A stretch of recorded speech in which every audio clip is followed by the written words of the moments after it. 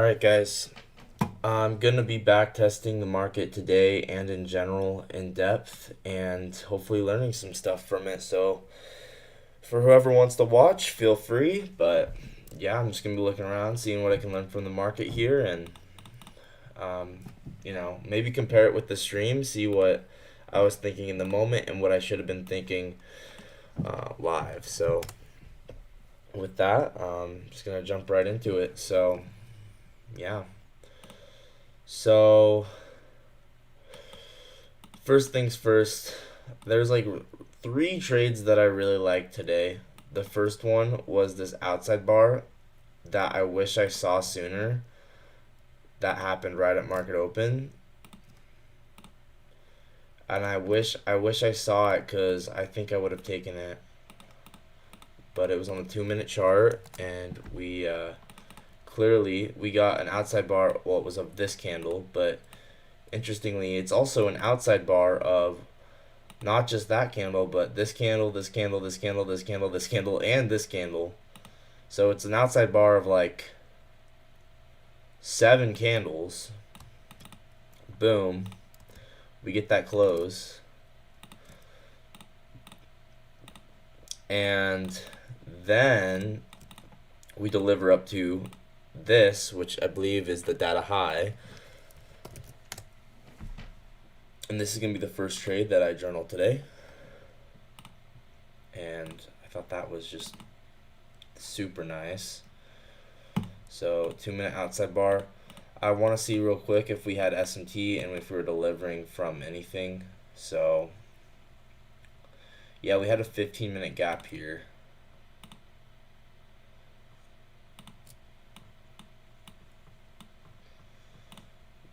So 15-minute gap. And then back down to the 2 minute.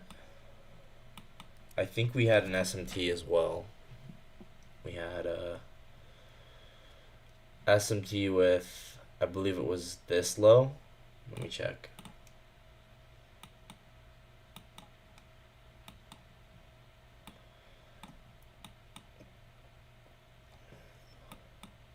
No. Was it with this low? No. Might have been with YM.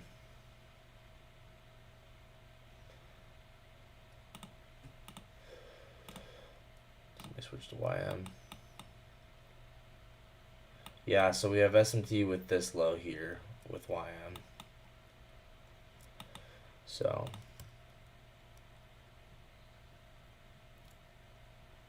boom, boom, and then we might have even had a new week opening gap as well. There might have been a new day opening gap.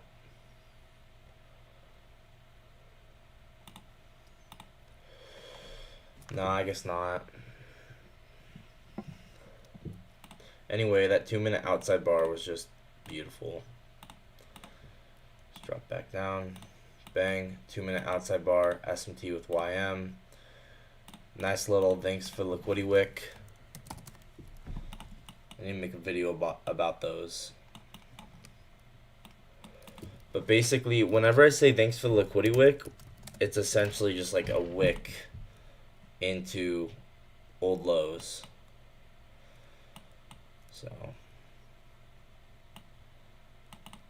So maybe I should mark it out like this, but I mean it's really an outside bar of this whole range, so I guess I'll mark it out like that.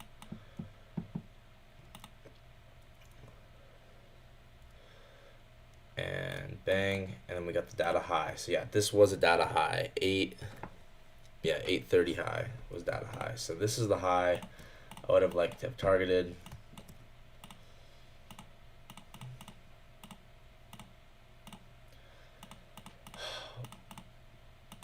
I kind of want to look at the stream because what was I doing at market open? Why didn't I see this? I'm gonna rewind and watch the stream because I do want to know why I didn't take this trade. So I'm gonna go look.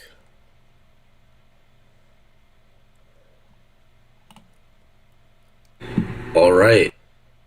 Going to market open.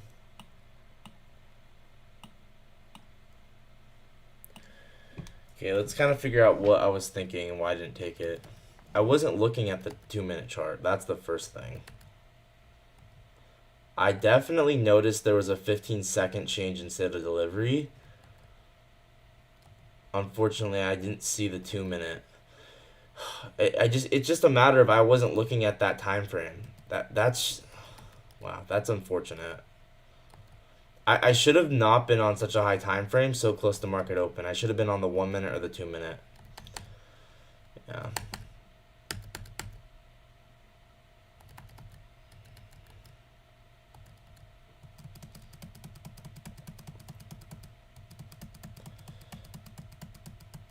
We actually might have lost the S&T. Okay, there wasn't an obvious S&T, but still,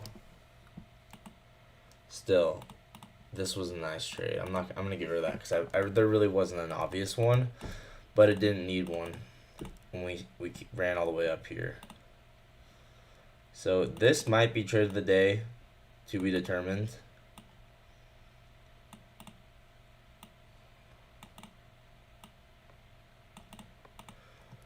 But I really like this one. And you can go break even. I'd probably go break even here. Or in the middle of, or like 3/4 of the way through this wick.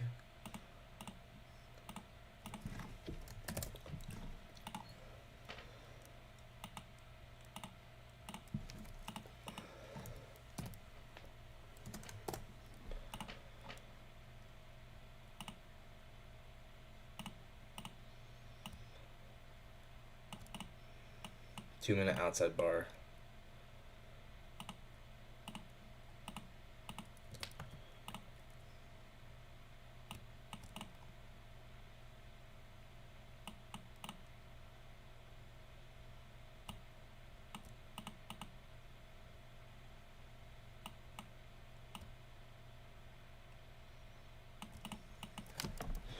Okay, this is exactly how I would like to have taken this.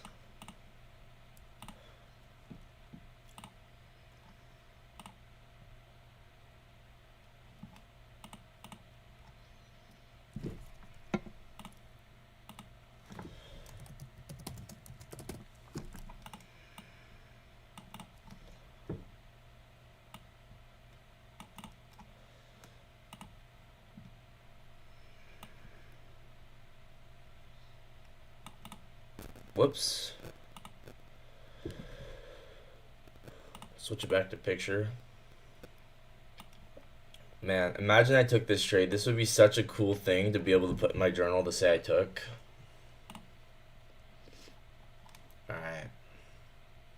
932. Outside bar. And I actually think I do like the notation OSB for outside bar. I'm gonna update that.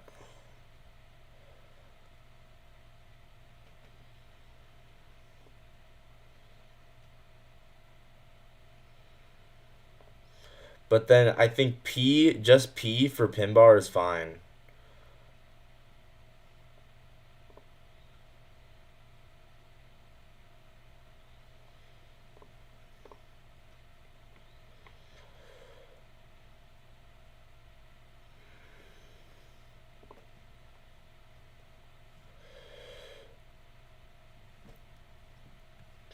Okay.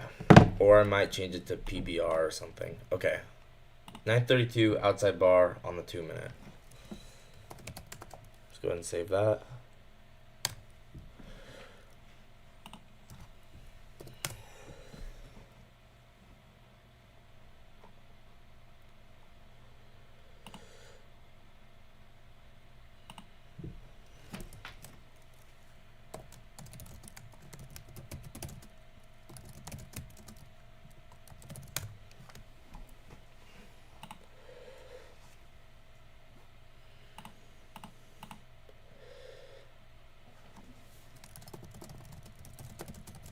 Not only was it an outside bar of the previous candle, but it was an outside bar of like the previous 7 candles. LOL.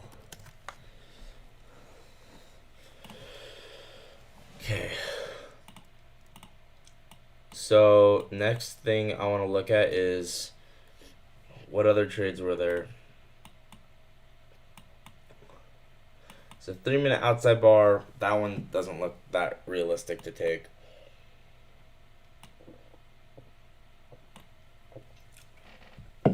But we started displacing up, and drawn liquidity was the overnight gap, and we instantly filled it. First presented for value gap, I think became a breakaway gap, which is just so fascinating. This is something that I want to backtest for the future, because like if the first presented for value gap becomes a breakaway gap, that is super bullish. That is super bullish.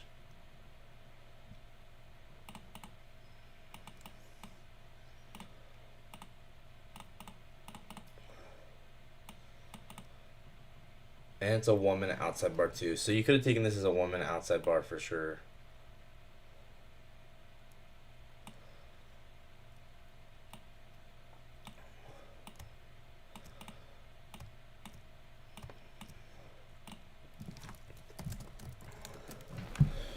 So break even there. I like this 1-minute outside bar. And the fact that the first presented for value gap becomes a breakaway gap is so bullish.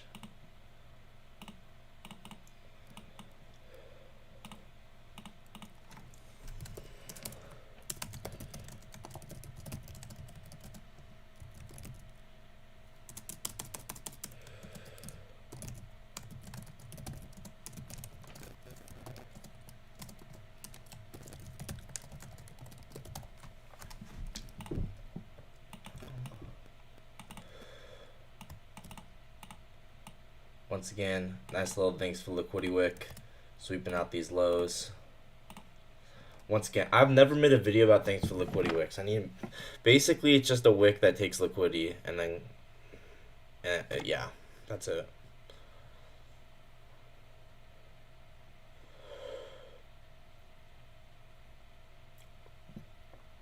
Thanks for the Liquidity Wick.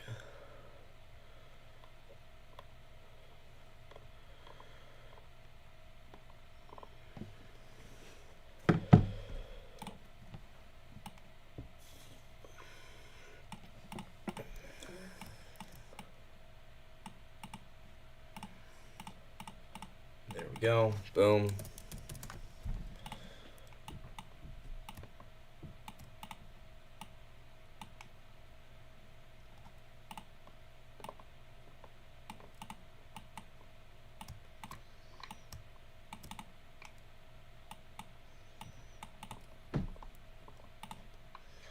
Same thing here. And once again, a lot of time you can put stop loss like that and be chilling. If you take this 1-minute outside bar, this is a 5R.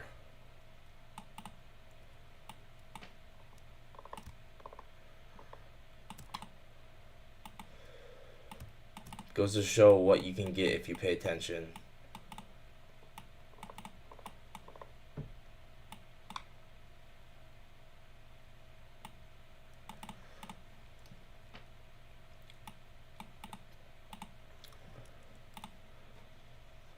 You really do want to be paying attention to that 1-minute chart, and the 30-second chart, and the 15-second chart, and the 2-minute chart, right at market open.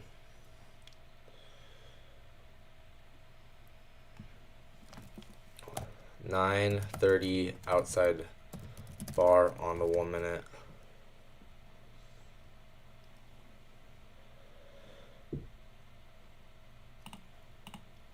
And the first one for value gap becoming a breakaway gap is just amazing.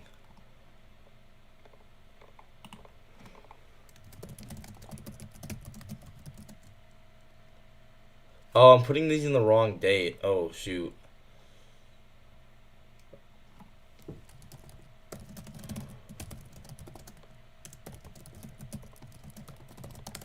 Okay, let's actually fix that.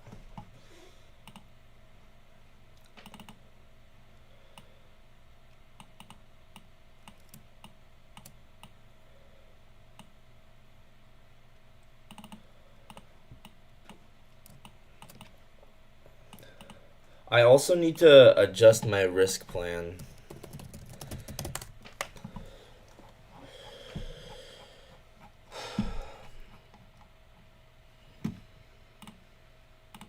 Oh.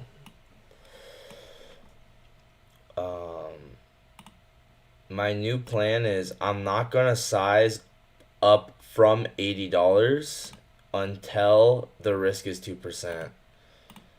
So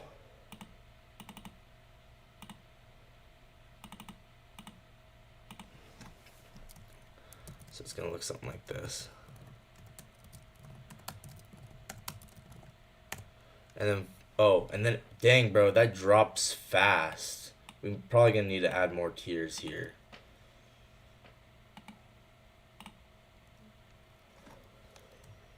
So around 5,000 is kind of where it really drops from 2% pretty fast.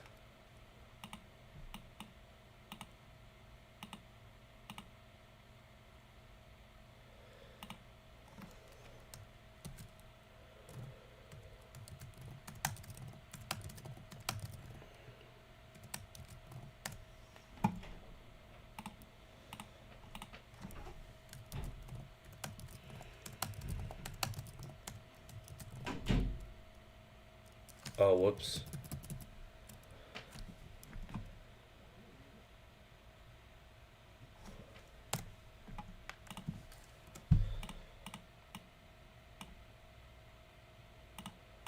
So I'm gonna ask ChatGPT what point do I start upping the risk? At what percent of my portfolio do I start upping the risk? I need to ask ChatGPT.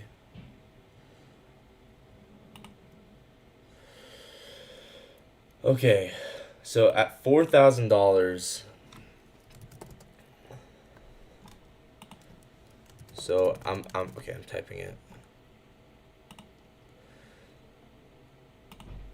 So at $4,000, $80 per trade becomes 2% risk. From there, what should be the risk at 5,000, 6,000, 7,000, 8,000, assuming I want to slowly taper it from 2% down, like 2%, 1.98%, 1.96%, 1.94%.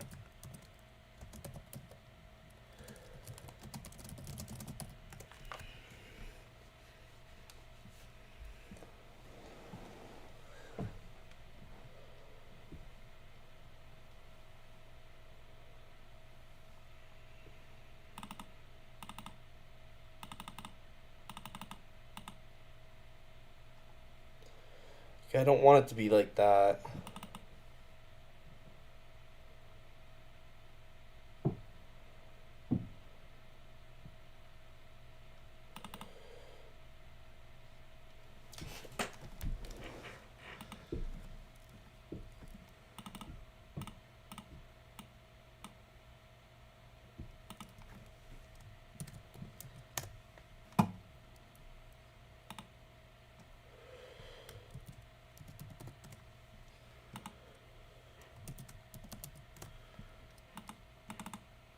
What about 120? Nope, that's too much.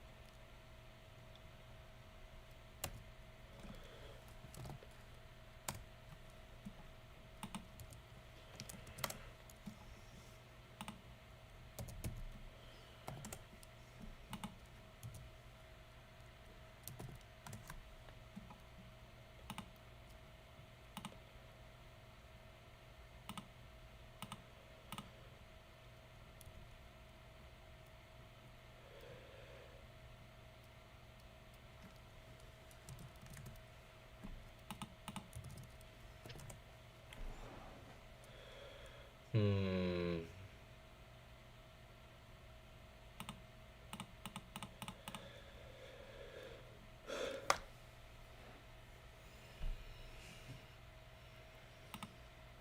Okay, let's do the percents first, actually.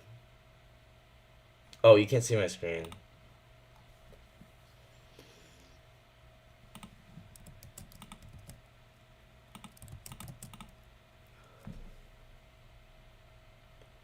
Two. Hey, what up, random guy? This is a really boring stream. Just FYI, like, well, actually, I'll probably be backtesting more in depth in just a second. Right now, what I'm doing is I'm trying to figure out the way that I'm gonna scale this personal account and the scaling plan behind it. And so this is ignore this because it's not correct right now. I'm just fixing it. But basically, these are risk tiers. So when I get to the next risk tier, basically I unlock the next risk per trade. And um, what I discovered is you don't really want to size up past 80 for at least for me because I'm trying to not go above 1 micro per trade, and I think $80 is kind of the number that I figured it's basically gonna allow me to take most trades, and I can get away with only 1 micro and have a consistent risk. So that's why 80 stays the same until 2%, and then I'm trying to figure out maybe what I do is I do 2% risk for a while. I like this idea. Hold on.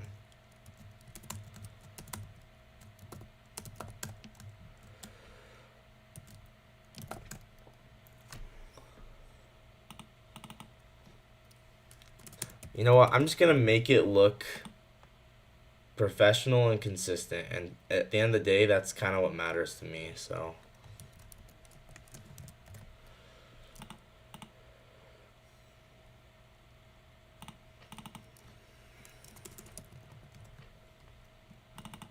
Uh-oh. So yeah, this might be kind of a boring stream. So sorry. At least right now while I figure this out. But eventually it'll be kind of interesting because I'm going to review the market in detail. Your journal looks crazy complicated. Bro, look at this thing. Look how far back this goes. This goes all the way back to December 2024. And I was doing it before that too. But this is just the scaling plan.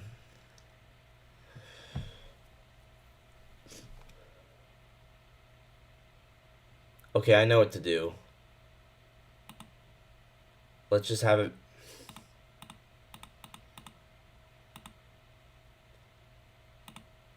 I know what to do. Let's write the percents in and then have it automatically calculate the number.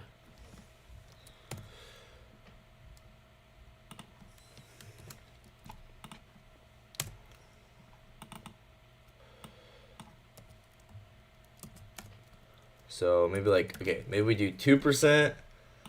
Maybe we do 2%, 2%, 2%, and then eventually we do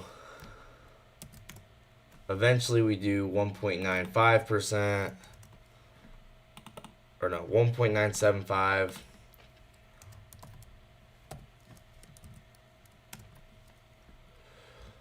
One point nine five, 1.925, 1.9. Oh, but that's still a lot.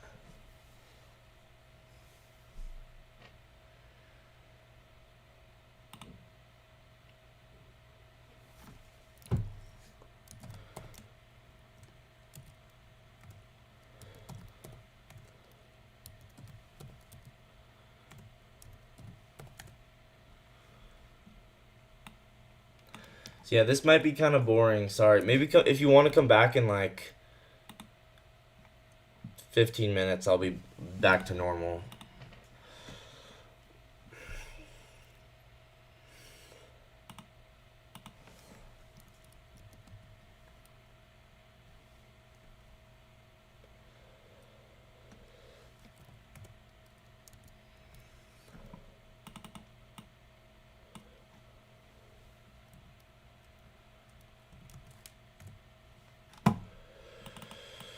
1.7.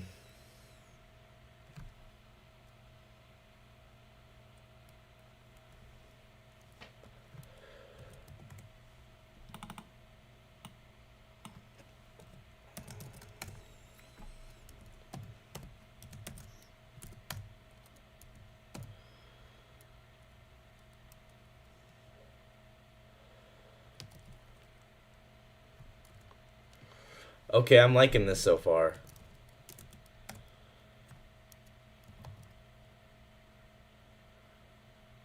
I'm liking this a lot, actually.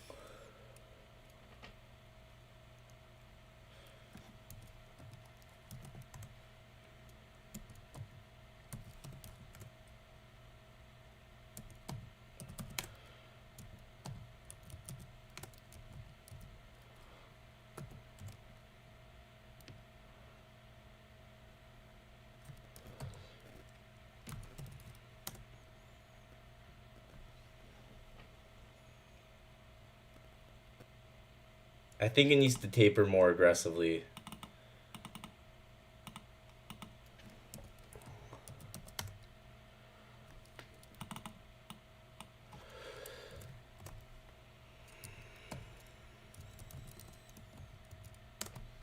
I think it needs to taper more aggressively.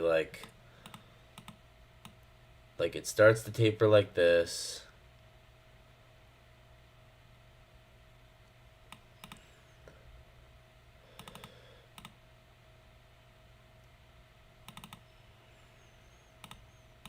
Yeah, let's do this. Let's do this.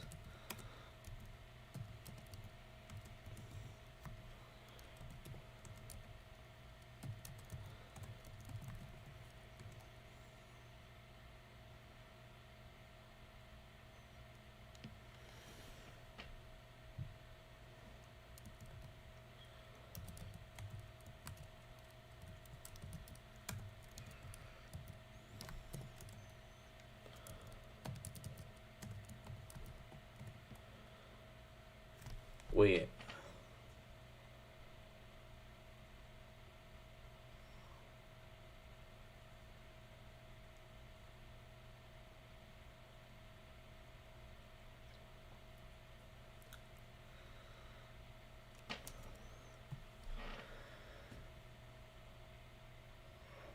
Shouldn't it get more? Drop more and more?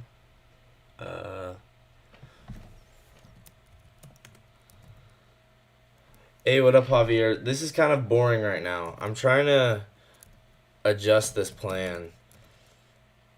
I don't know. This is not really an exact science. I'm not really sure. I'm just trying to make a plan that makes sense to me. Uh, Actually, you know what? This kind of works.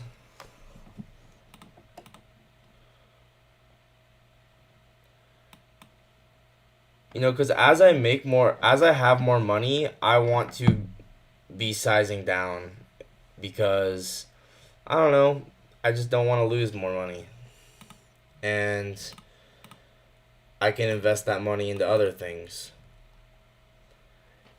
Okay, I think this is the move. I think this is the move. I think this is how I'm going to do it. Um, so basically, it stays $80 per trade until the risk is 2%, and then it slowly kind of tapers down. that's kind of what I'm thinking. Let me know if you guys think this is a good idea or not. I think this is pretty reasonable, but I might adjust this later. And this needs to equal the same as this because you know only one loss max in a day, so my daily loss limit is gonna be the same as uh my daily loss limit is gonna be whatever this is.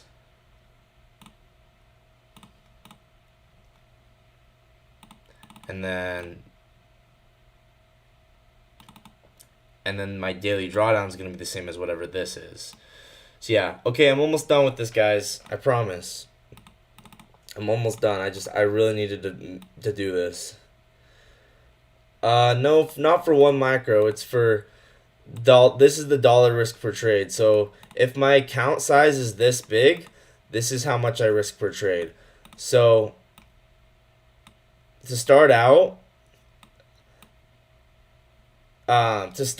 basically, what I've kind of realized is I really do think like anything less than $80 is kind of not really easily suitable with one micro. That's just my opinion. I tried it. I tried $40 risk. I just don't think it's that suitable. I mean, it's definitely not for everyone because $80 is a lot, but I don't know. I think that's kind of what I'm gonna have to do because I want it to. I want it to. I want to be able to trade one micro within reason. So that's kind of what. How many micros will I be using? Whatever I calculate. So for instance, right now in the settings of the tool, this is 80. Well, it's 800, but that's because I chart on NQ and I trade MNQ. So this is showing 80. So I look at this and it says 1.6 cons. So I would probably do one con. I'd probably do either one con or two cons. So that's how you determine how many micros to use. At least that's what I do. Is I use the long short position tool, or I have another way I do it, which I need to get better at. But that's having like a flashcard where I memorize 150k max loss per trade. Yeah. If your account size is past 50k, I would risk only under 1%, but that's just me. Yeah, now that I think about it, you actually might be totally right, random. I think I might need to adjust this later. I don't know, cause this is still.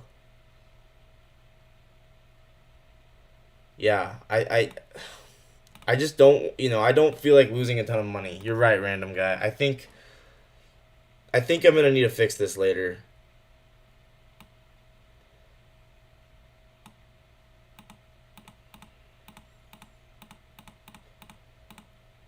Yeah, yeah, I gotta go a little bit more aggressive.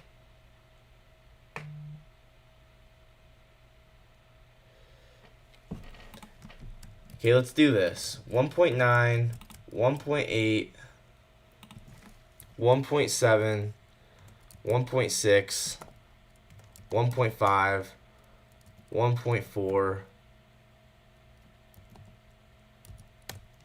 Did you get any good trades yesterday, bro? What was yesterday? What happened yesterday? Let me look at yesterday. Yesterday I should have, but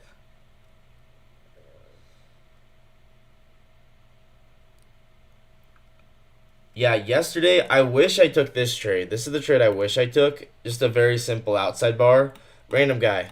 I'm gonna show you something that I did not know about back in the days when you were first watching my streams, but these are called outside bars, and these are one of my new favorite ways to get an entry. Basically, you have a previous candle, and the next candle after takes the high and the low, and then usually it closes higher or at least closes with some momentum. It doesn't have to, but anyway, this is an outside bar, and then this was trade of the day in my opinion yesterday. Unfortunately, I took a not so good trade. I took this. And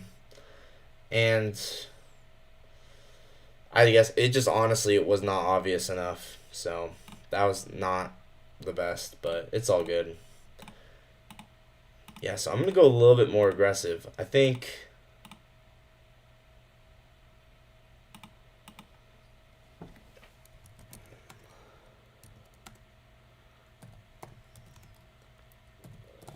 something like this.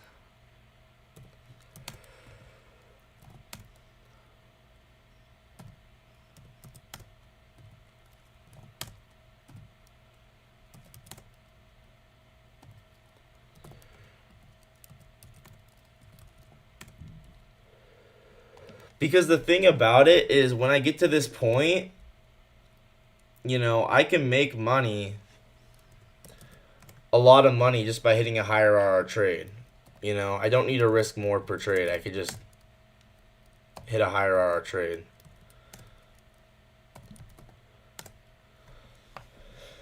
Okay, this actually looks somewhat decent. Maybe I need to taper it a little better in here. Dang. Dang it, bro. I'm sorry, random guy. That's really frustrating. I might need to taper it more aggressive in here. Because look at this jump here. Yeah, that jump is a little much, honestly.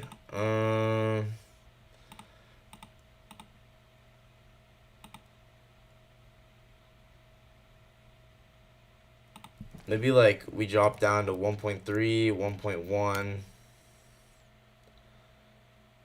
and then 1.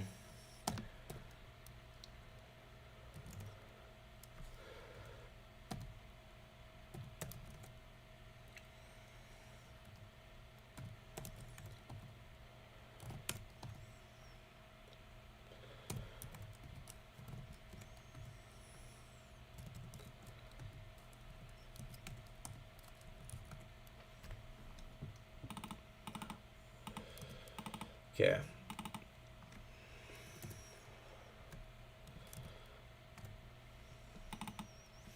Okay, I think I got it. I think this is the final draft.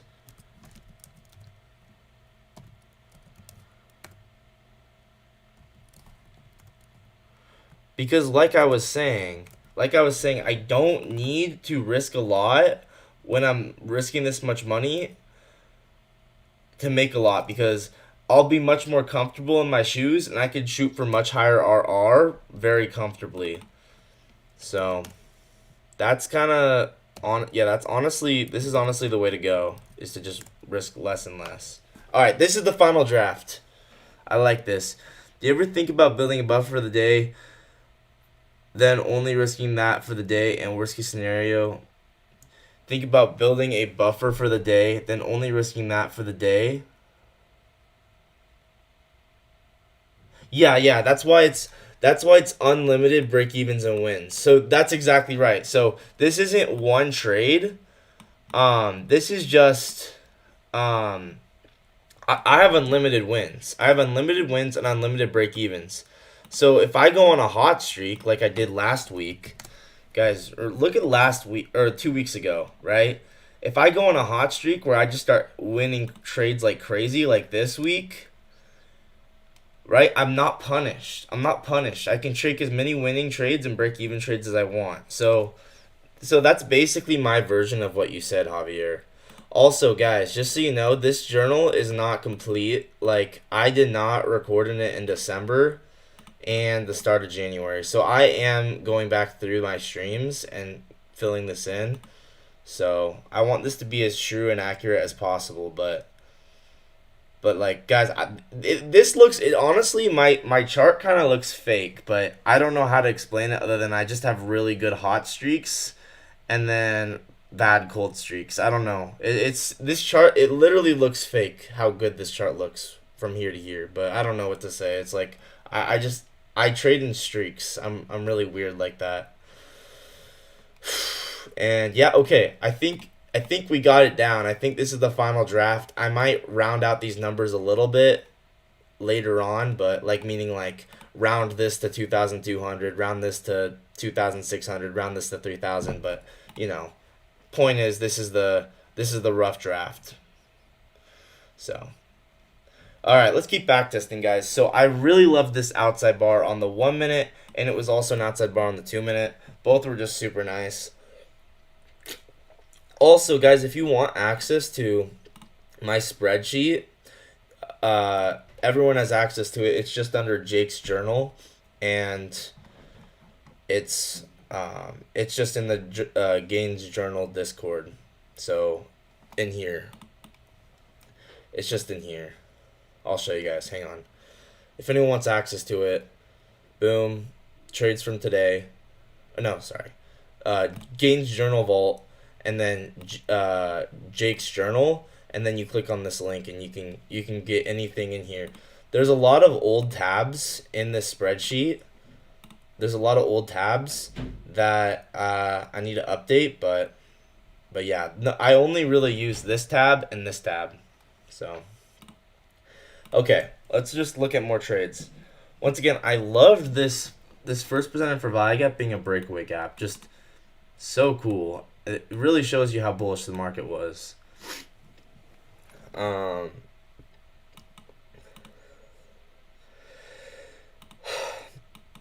Feels like there should have been a way to get in on an inversion for value gap. Like, I wanted to get in on something. Oh, there was this. The Hellas hand of FA. It's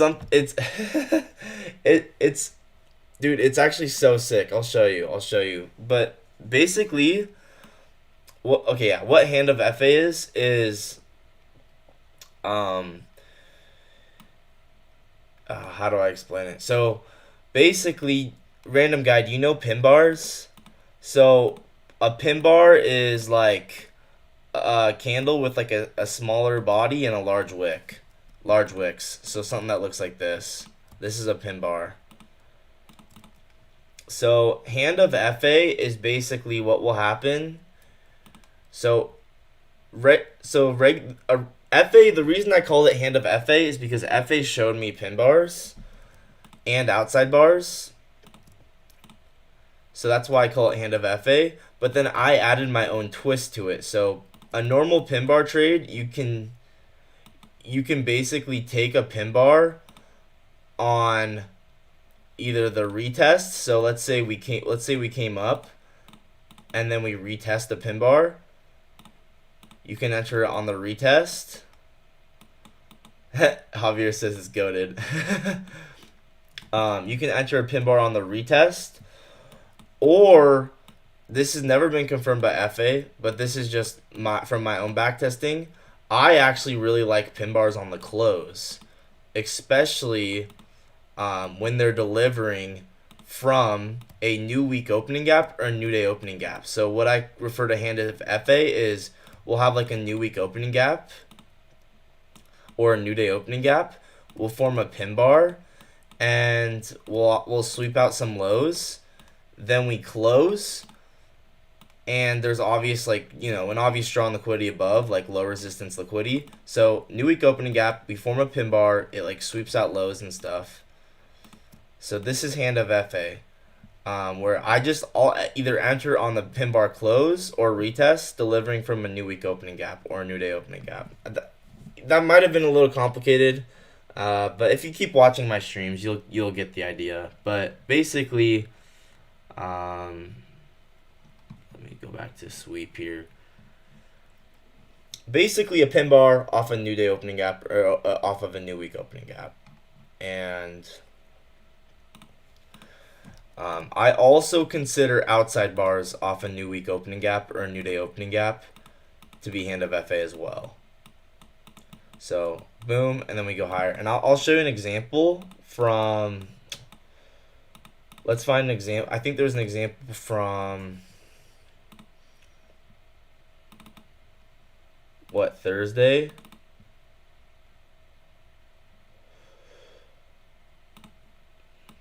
Or Friday? Let me find an example for you. There's gonna be one in here somewhere from recently.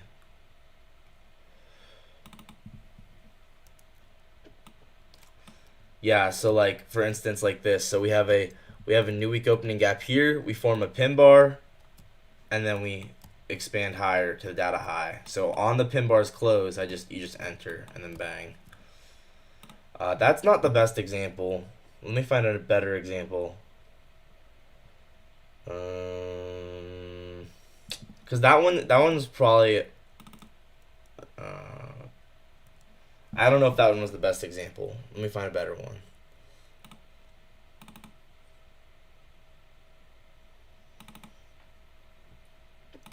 Here's one. So we have a new week opening gap here, and we form a pin bar right there off of it, and we had all these low resistance lows above, low resistance highs above. So there's the pin bar, there's the new week opening gap, pin bar forms, and the cool thing about this is, actually I don't know if that was the case. Hold on. Yeah, I'm not gonna say that yet, but this is a pin bar. Yeah, pin bar, boom, pin bar off of new week opening gap, and then obviously we gotta have good draw on liquidity, but pin bar, boom, new week opening gap, and then all the way up. Yeah, it is really good at RR. It really is. Let me find you more examples.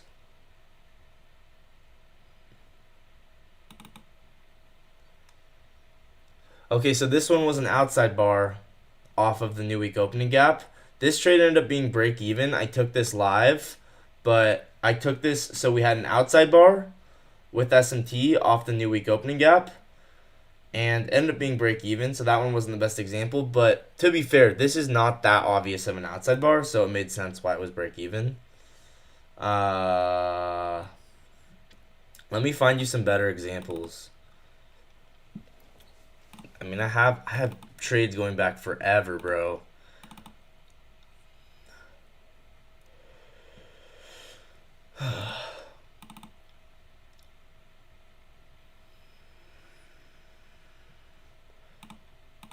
But yeah, just pin bar or an outside bar off a new week opening gap or a new day opening gap.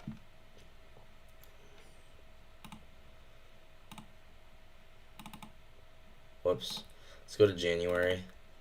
There's gonna be more. I know it.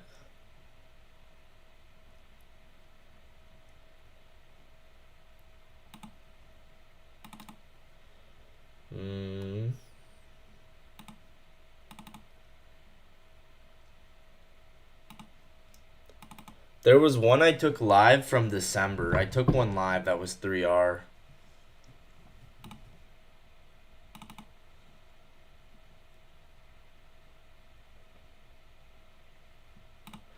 I guess I didn't journal it a lot in this area. Okay, there was one from, I'll show you the one I took live from December. In December, at the time, I didn't know that you could enter on the close.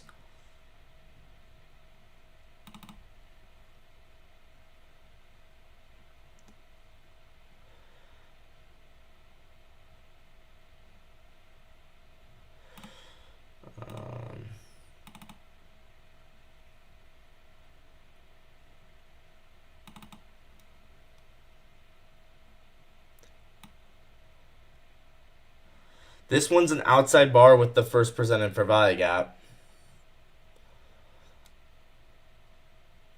Okay, so I guess I took a note that you can use the first presented for value gap for. I would consider this anyway. You could use a first presented for value gap too, I guess.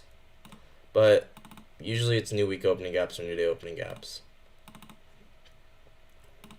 Hold on, let me find it. There was one I took live. I promise you, it's in here. It's in here somewhere.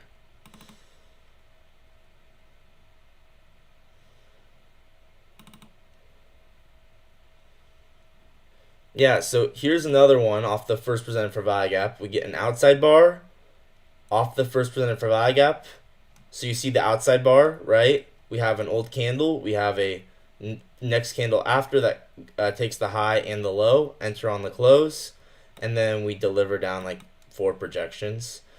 So I guess you can use the first presented for value gap too. I kind of forgot that. Wait, let me look at this. What did I put in my notes?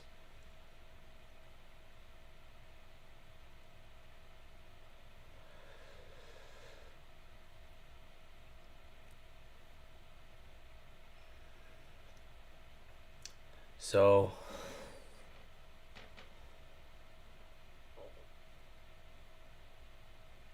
okay, hand of FA. I guess hand of FA can be, it could be off a new week opening gap, new day opening gap, event horizon, first presented for value gap, and honestly probably a Reaper gap. So a pin bar and outside bar.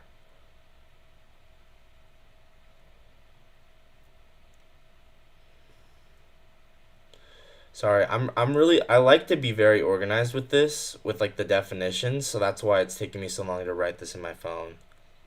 Align time frame, CISD, so 15-second.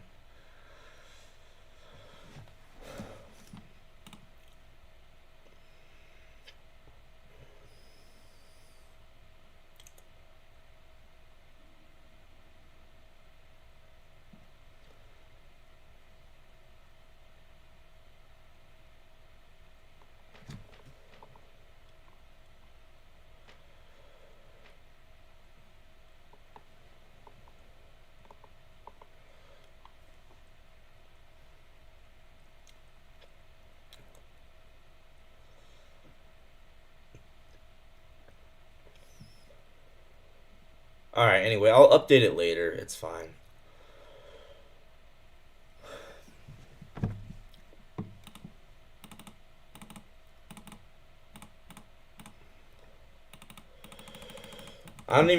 That's probably kind of boring, but anyway, it's whatever.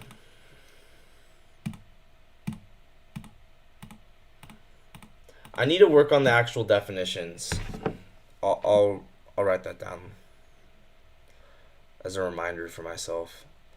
Reminder to work on the actual definitions of hand of FA, seal of FA, first strike. Because like the thing I'm wondering is would I consider an outside bar or a pin bar off of the first presented for value gap? Would I consider that first strike or would I consider that hand of FA? I don't really know. So that I just got to figure that out. Anyway, it's all good. Let's just move on. I can't find the one that I wanted to show you, but it's okay. I don't even know if you're still watching, so it's fine. So let's just backtest, guys. I'm just gonna backtest now. So this was also an inversion for value gap. So you could have taken this as an IPG. Let me do Control Z here. So you could have definitely just taken this as an inversion for value gap, where same thing, right? I think this can get a 50% plus win rate with a 2.5 average trade. Yeah, I mean it's pretty good, but you know, you got to backtest it for yourself. But yeah, look out for it in the charts. It'll be there.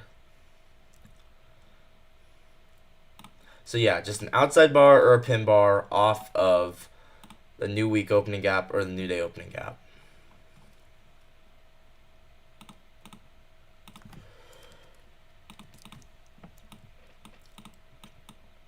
Boom. And then same thing up to the data high. So you could have taken this as an IPG. Thanks for Liquidity Wick. I can't wait for the day, guys. I know this is going to happen. There's going to be a random day. It's going to be the most random day ever. But there will be a day where I just have like a crazy hot streak. And I'll hit like a 3R. And then I'll hit another 3R. And then I'll probably hit like a 5R all in one day. And I know this is going to happen too. Like I'll probably clip that from this live stream. And then I'll play the videos of me hitting those trades in an edit. But no, I like genuinely like I do think that day will happen because you know when I have a hot streak, it's usually a really really good hot streak. 931 inversion for value gap on the 1 minute. Saving that.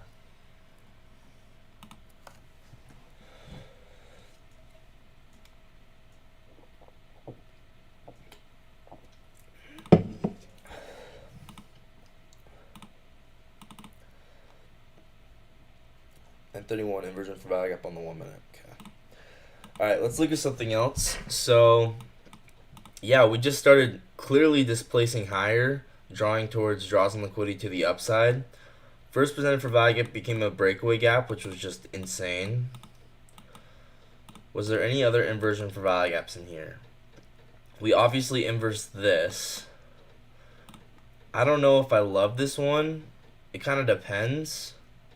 I guess we had London high here, so you could have tried. I don't know if I love it. There's no real there's a 3-minute close. I don't love it enough to journal it, honestly. I was thinking about journaling this, but I don't love it enough to journal it. Then again, actually it's not too bad. Let's journal it. It probably would have been a break even though, in all honesty.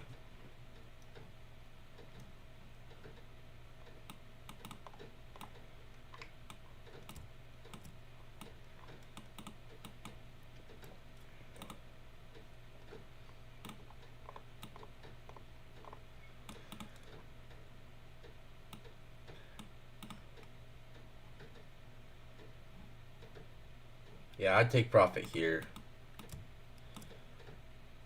Hey, what up, Chess? Dude, just chilling, backtesting. I don't know. I don't know. All I want to do is backtest, so I'm just backtesting more. I guess there's other things I'm supposed to do. I need to go to the gym tonight. I'll probably do that super late. And then the McDonald's logo was funny. Thank you. I'm so glad someone appreciated that because I thought that was hilarious. I posted it on Twitter and no one liked it. So, no one likes anything I post on Twitter. And I'm posting gold right now on Twitter, guys. I need y'all to like it so the algorithm can catch them. Because I'm really, really loving these tweets I'm making. Market makers think they're real funny today. They're laughing at my face, telling me to work at McDonald's. And then this, I think, so I was wiping off tape at work off the window. Because we're flipping the units to make sure they're ready. And it's just Jake trades it. Guys, I need to get verified, but that also costs $10 a month. So I look like a fake Jake trades it, but I'm not. But guys, I like this tweet too. One swipe, nothing. Because you know how it takes like a million times to wipe off any kind of goop or tape off a window, right? It literally was taking me 100, 200, 300 times, and it wasn't going away. And I was like, dude, this is very similar to life. I don't know. I guess I was thinking a little too deep, but it's kind of, I like this tweet. Anyway, boom. This was nice. Yeah, I think it'd be a little scary, but it worked out. So.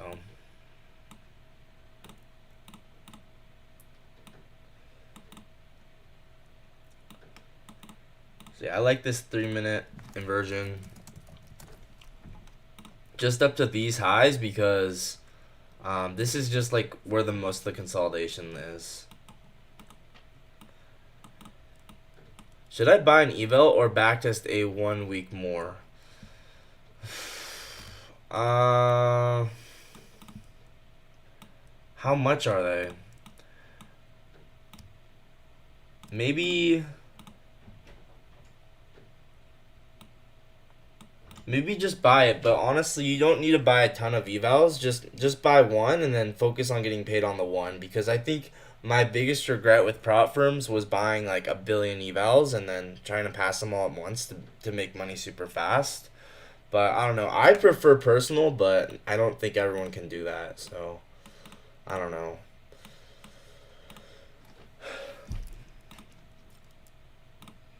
But I'm gonna scale up personal. That's all I want to do. I don't really care how expensive it is. I'm thinking like 5K count like $50. Yeah, exactly. Lucid evals are insanely good. Yeah, I've heard a lot about Lucid. Like I've never used them, but I've been hearing a lot about them. So yeah, I'm just sick of prop firms. I don't think I'm ever gonna trade prop firms again because I just hate prop firms. Like why? Like the more you think about it, the more you realize how stupid it is. It's 2,500. It's a $50,000 account supposedly, but in reality, you really only have $2,500 because it's trailing drawdown. And then on top of that, you don't even get the account right away. You have to pay until you pass the account. Then you have to pay again to activate it. Once again, it's only $2,500. Then it's not even your account. You have to listen to all their rules. And you could be making the same amount of money if you just saved up $2,500 and traded that on your own. So I don't know. That's just kind of where I'm at right now. I just don't like prop firms, and I would rather just scale a personal account. But obviously, I know that's kind of like the harder path, but I don't know. I think that's more of like a long term path, personally, and I'm okay with the long term. So, yeah, 930, what, 933 or 936? I'll mark it out as 9. I'll just mark it out as 936. 3 minute. Okay, saving that. But yeah, that's just my thoughts. I'm just sick of prop firms. I really am. I took my first payout, but I wasn't know fully what I was doing. Now I can manage my trades. I know what I'm doing. Just trying to prove, am I good or should I work more?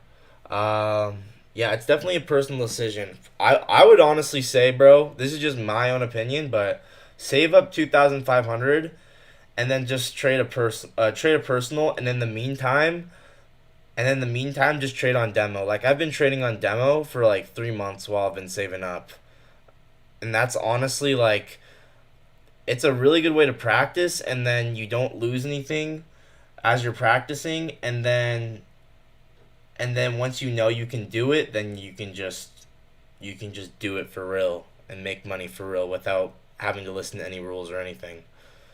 So that's what I would recommend. Obviously, it's kind of scary, um, but I don't know. I think if you just be consistent, eventually, uh, you know, you just gotta be consistent. Eventually, your edge will prevail. McDonald's logo in the chart. The market makers guys, they were making fun of me today. Yeah, 90% of my calls was sick in streams, but just curious. Yeah, I mean, it's totally up to you, bro. It's totally up to you. So yeah, that might have been an option, guys. This 3 minute inversion. I honestly don't know if I like it um, because it was right at the up against the data high.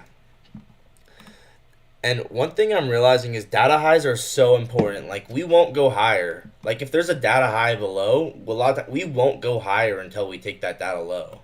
And that's something that I didn't realize. Dang, so another thing I didn't realize is we had 10 a.m. news. I did not really realize that, in all honesty. Oh, let's journal this outside bar here. This was awesome. Okay, let's journal this outside bar. This was just beautiful. I called this live on stream. I just didn't take it.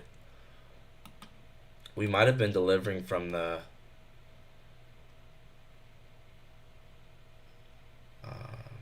we were delivering from this breaker, this highest up close candle. Yeah, definitely buy if you want to.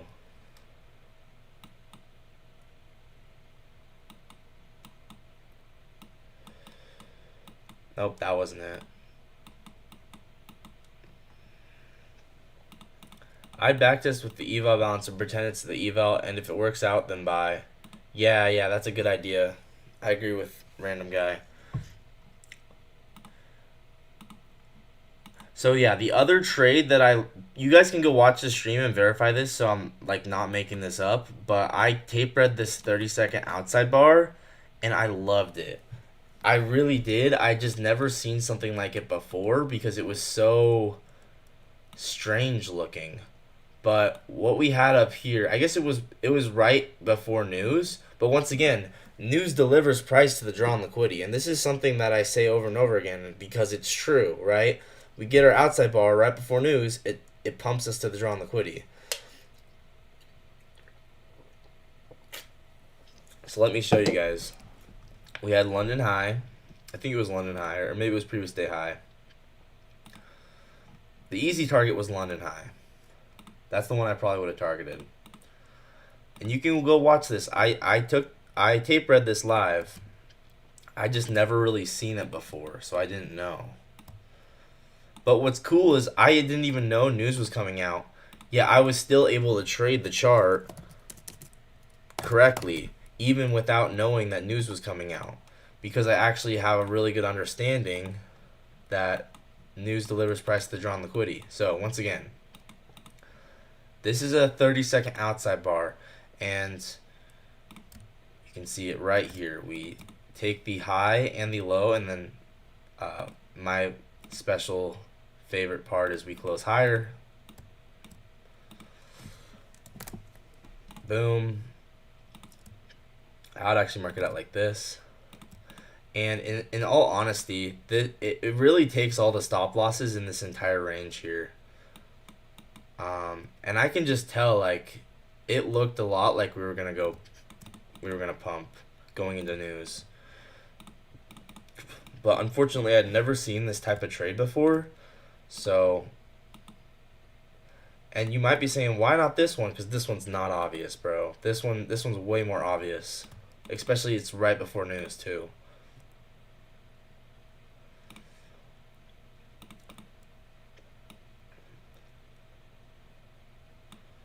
So like that, boom, up to London. That's 2R right there. In how many seconds? In less than a minute. 2R in less than a minute. And then a beautiful thanks for the liquidity wick.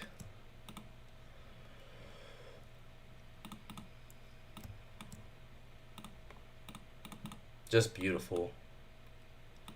Taking out the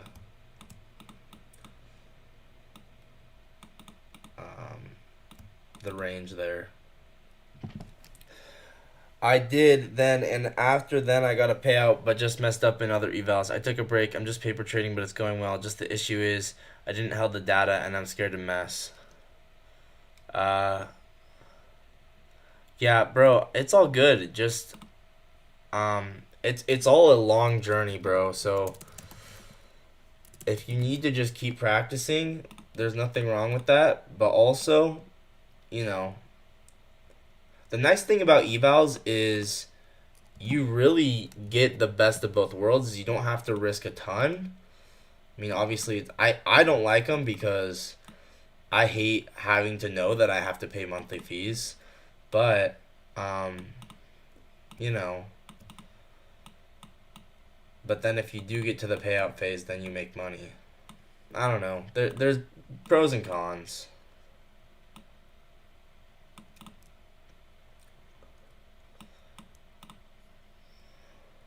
Boom, London high. So I would say London high would be TP1. This was literally the definition of how news delivers price to the draw on liquidity. London, and then Asia, or not Asia, previous day's high. This is the perfect example of this happening.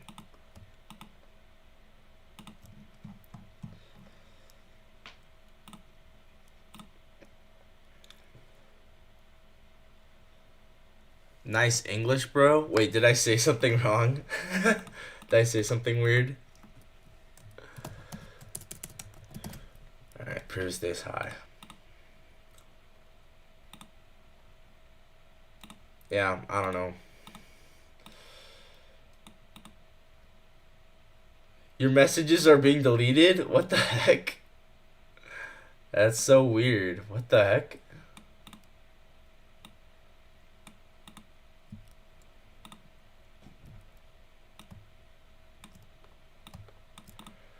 Yeah, once again. I guess you can't do two cons, but still.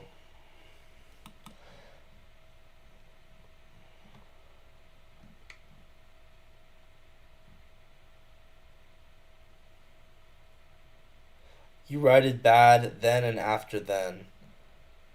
I'm so confused what you're saying, Chess, but it's all good.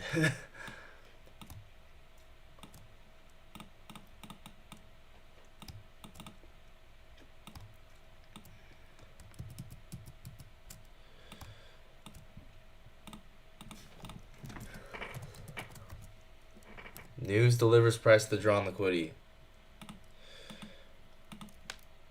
You guys see it?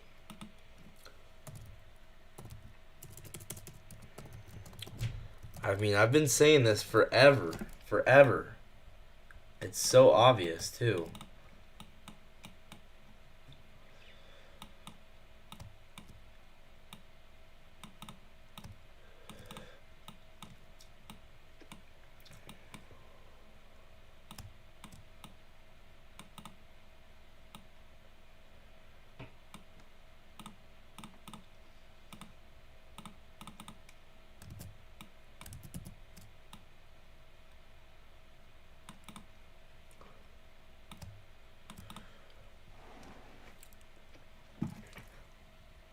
I'm literally gonna screenshot the news.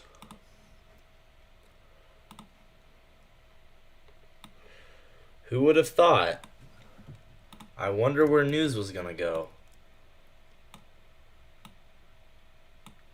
I wonder where news was gonna go. Hmm.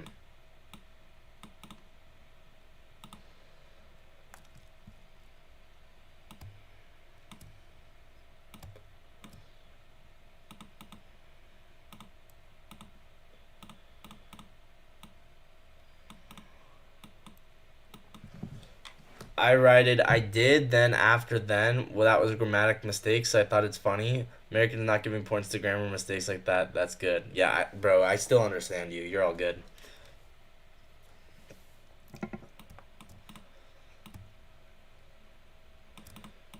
So sick.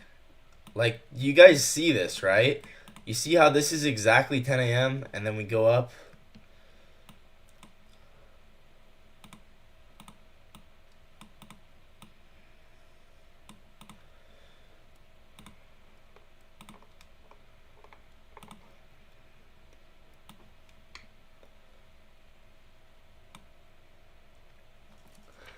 Bro.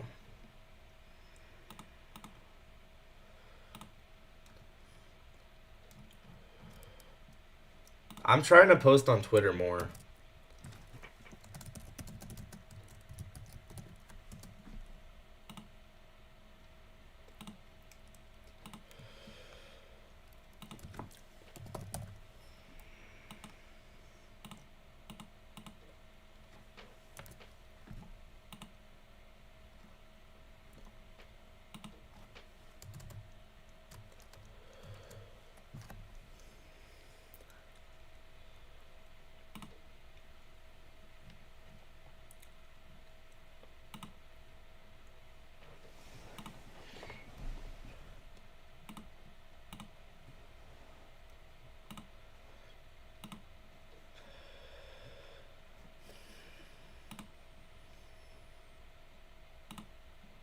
Alright. Did I did I save that screenshot? I don't think I did. This was a nice trade though.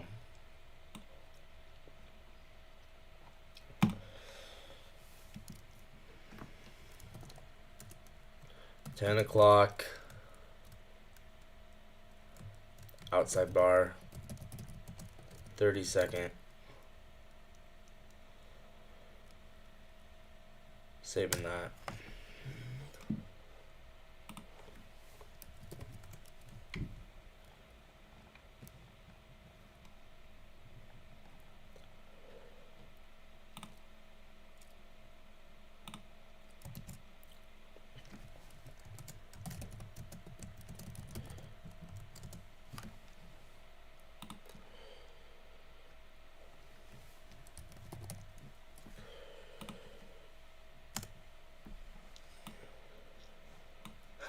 I also posted it in Discord.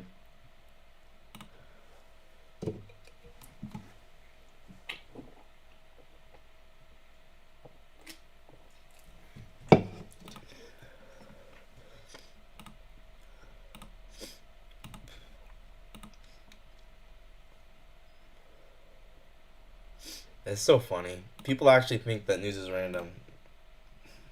That's crazy. And then we also had the 30-second inversion here. This one, I would have liked to just take to this internal high. Because, I don't know, some trades you can just kind of tell, like, it's more of like a consolidation. So, I was thinking about taking this, but I would have probably just taken it to here. Just because it looks like consolidation, in all honesty.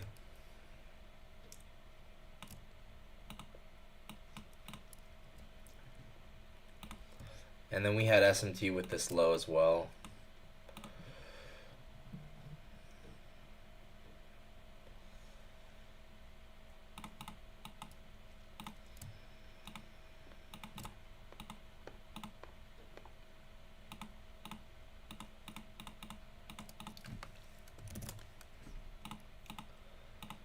Was it with ES or with YM?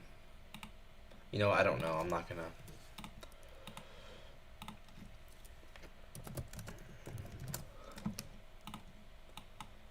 Boom.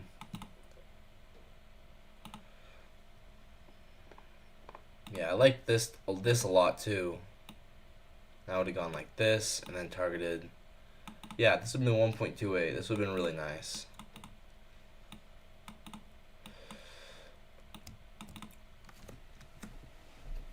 Some trades you can just tell they're probably just gonna be scalps. Like this one, there's just not really obvious draws on liquidity, and plus it's like a BPR we have to get through. Jake, what did you take today on your live account? Unfortunately, I did take a loss, but I really don't care. I'm gonna keep showing up, being consistent, and that's all that matters to me. So I don't think the trade I took, in all honesty, was not obvious, and it's okay. It's okay. We move on. By the way, I'm sending you random Discord messages, just my thoughts. Is it helpful? Sometimes I'm feeling like it's too much, but I like to send my ideas. No, bro, definitely just send me anything you want to see. I can't always look at it right in the moment, but I try to look at it when I can. But yeah, Nigerian trades. I'm going to be taking more trades on the live account, and yeah, I might fail. I might fail a lot. Okay, I'm going to keep showing up. I'm going to keep trying, and I am aware of the risks, and I'm just going to keep showing up and doing what I need to do. So it's fine with me. And the camera's blurry. What the heck? Come on, man. Why is the camera blurry? Not right now. Anyway, I like this inversion for value gap. So we got a sweep of the rejection block, and I would have taken this as a scalp. The camera will clear up in a bit. I don't know why it's blurry. It does that. Boom. There we go. That was super nice. 10-17. Hey, that's a 369 time, by the way. So that's kind of cool. Every time I notice those, I do think it's kind of cool. I mean, I don't know how perfect they are, but I do notice. I feel like it's more often than it's not often. I don't know how else to explain it, but that's just what I've noticed. 10-17 inversion for value gap on the 32nd. That's exactly how I would have taken this. Come on, why is it still blurry? And after this, guys, I might actually play chess or something. I don't really know. I'm supposed to. There's a lot I'm supposed to do today. Still, oh yeah, the market recap. I don't know. I know I'm supposed to make the market recap every day, but I don't know. Do you guys think market recaps are helpful? Like I think they're important, but it's just a lot. It's a lot to do every day.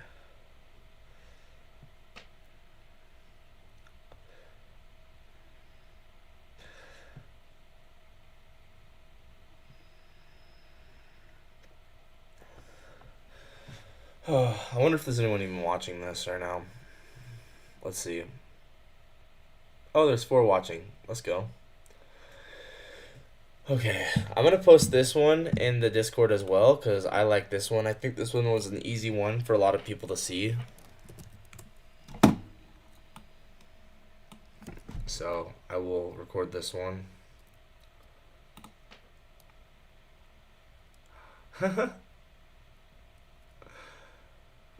Yo, Jake, just seen your post in Discord and wanted to let you know that wasn't the news that caused the spike.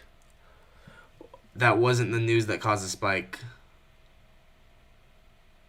But it was literally right when news came out, so that is news.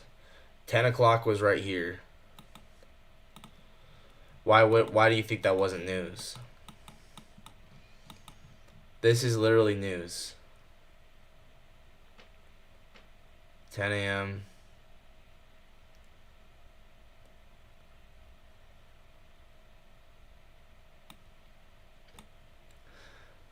Within 2 minutes after news comes out, we run the draws on liquidity. What do you mean that? I don't understand what you mean by that wasn't news, because it was. But anyway, I want to hear what your point of view is, so let me know. Breaker, BB? Wait, what were we saying about BB? Oh yeah, I was going to post this. Yeah, bro. just literally took that without knowing it was news. I almost took it. I really liked it, but I couldn't. I couldn't. I just hadn't seen an outside bar that looked like that, so I didn't take it. But now that I know that an outside bar could look like that, I definitely consider taking that. And yeah,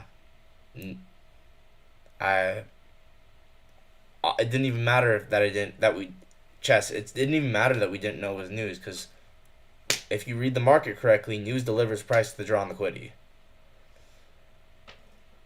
Oh, no way. That's sick, random guy. I didn't see that.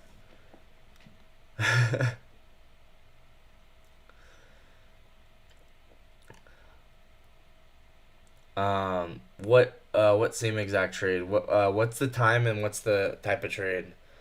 Okay, trades from today.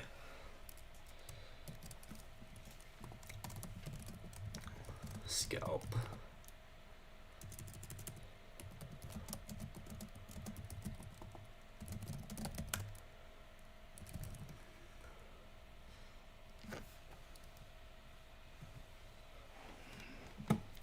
I was trying to write in the chat I'm bullish when I entered and just got TP'd. I remember that. I remember that chest. That was awesome. That really was. So yeah, that inversion was nice.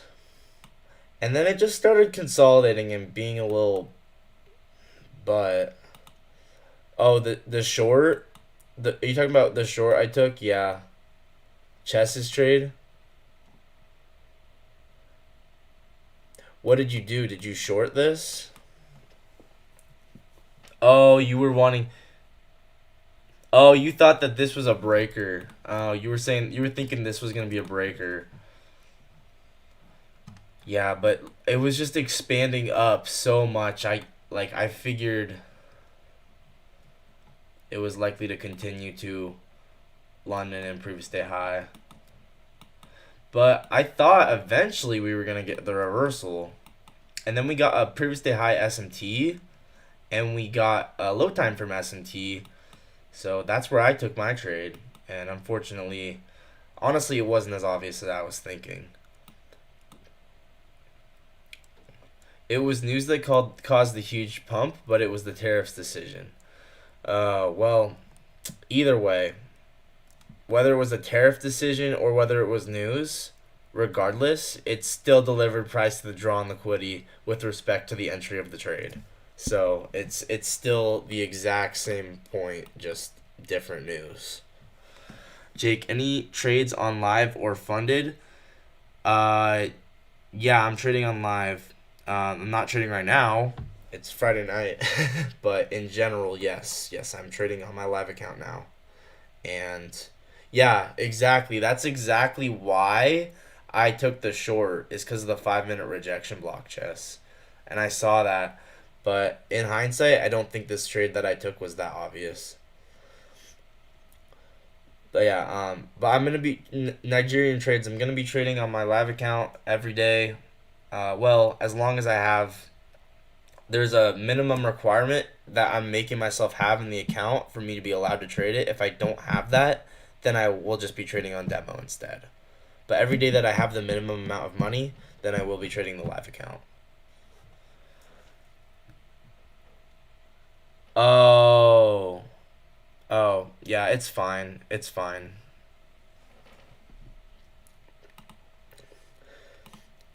It's still delivered price. I mean, no one follows me on Twitter, so it really doesn't matter what I post.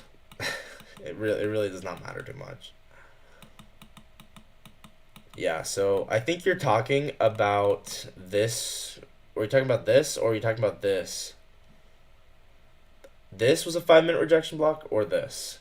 I was thinking this was short because of this rejection block, but actually, I don't think it's that good of a rejection block in hindsight. Well, could have been. Okay, what should we look at next? Obviously, there's going to be a whole plethora of trades that I've never even looked at all that's going to have happened around 11 and 12 a.m. So, I guess let's look at those trades in there. There's obviously going to be a lot, so now I'm curious. I'm going to backtest this even though obviously I was not on the charts for this. I you know, I still want to backtest it. So, and maybe in the future, if things are going well, I can keep trading past the end of my live trading window, past 11:10, because obviously this price action was like pretty smooth. Check Discord screenshot. Okay, perfect. Let me check.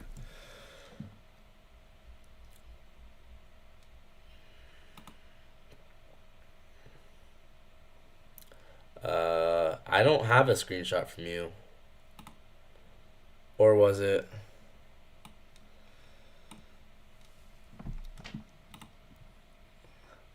Oh, yeah. 5 minute rejection block with S&T. Okay, let me look. Oh, yeah, I see the rejection block. Yeah, definitely not bad. Okay, I want to look more up here and see if there's anything up there.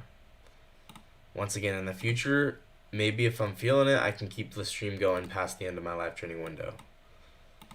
Assuming I hadn't taken the trade yet for the day.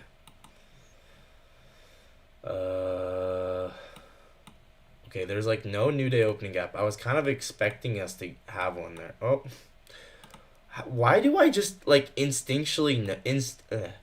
do I instinctually know that there's probably a new week opening gap up here? Because I could tell that we formed a pin bar off of it. So this, if I don't know if random guy's still here, but this is probably hand of FA if I had to guess. I don't know if random guy's still here. But we have this new week opening gap, right? And then what's this? A pin bar. So, boom, boom.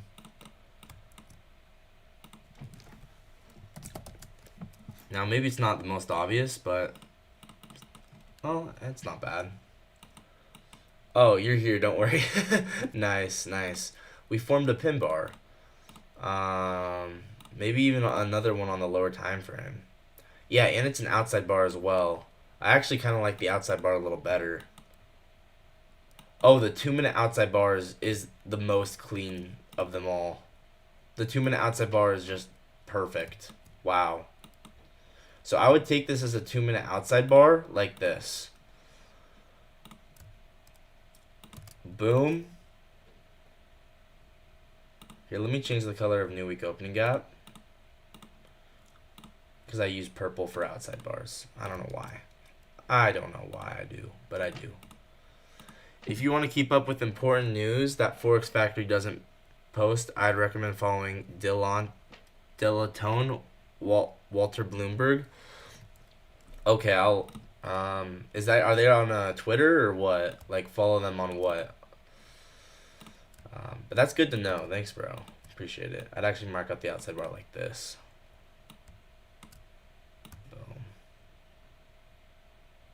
Viewer count is changing from 4 to 7 constantly.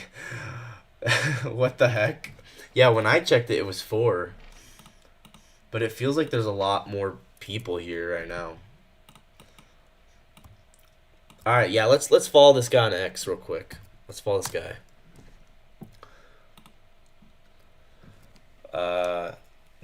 I'll turn on notifications for them. Delta. Chess, do you play chess?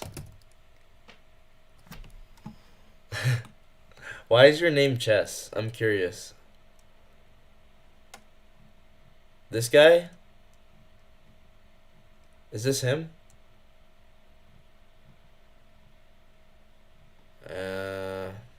This doesn't look right. It's really not that big a deal. But yeah, I really like this 2 minute outside bar.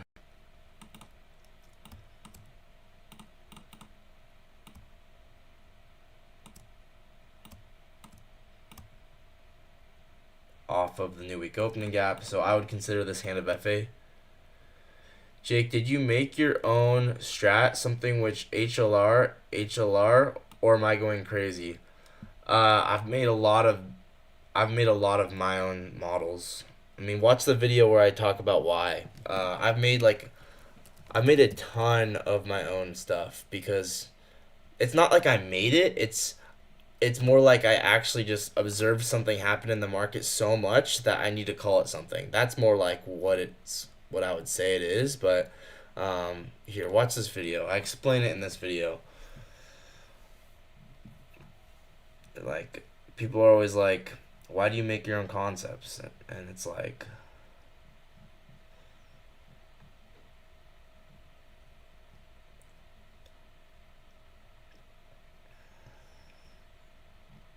where is it? Where's the video? I talk about it.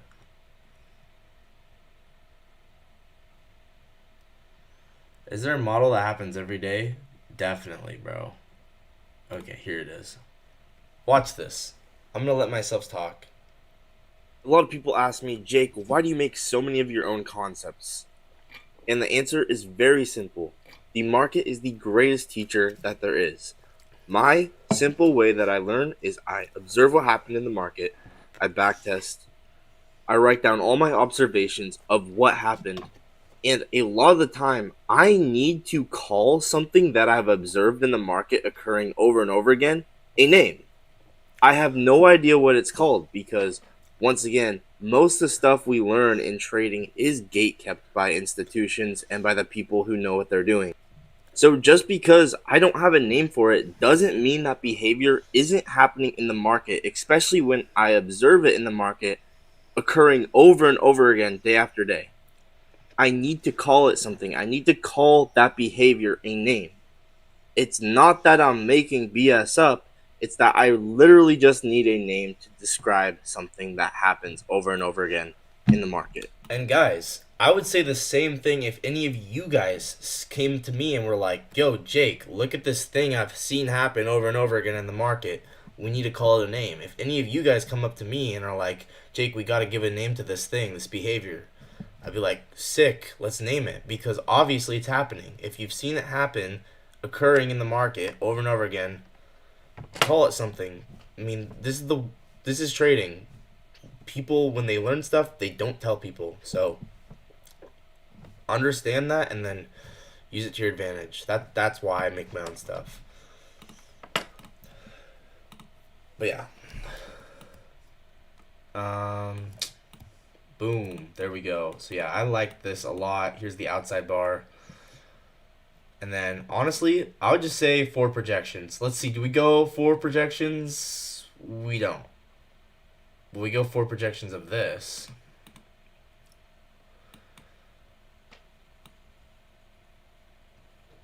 So this is probably better. We go 3 projections of that. We go 4 projections of this. It's a capital I look, sorry. Just it's making easier the pattern recognition. Exactly. It's all, you know, you have to realize you're going to learn the most by having a personal relationship with the market, not a relationship by which someone tells you this is how this works. You're going to learn the most from actually seeing it happen in the market and then taking trades accordingly. And I mean, that's just what I've like. That's when I learn the most. Jake, do you watch ICT anymore? I try to, yeah, because I do still learn a lot from ICT.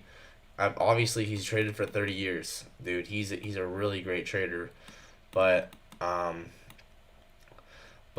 definitely get more value per minute of time spent just backtesting the market on my own, rather than watching ICT, because obviously, you know, ICT, he's just gonna ramble, but I try and watch ICT. I really do. It's not like I don't. It's just I just don't get as much out of it per per minute of time as I would if I had just backtested during that time.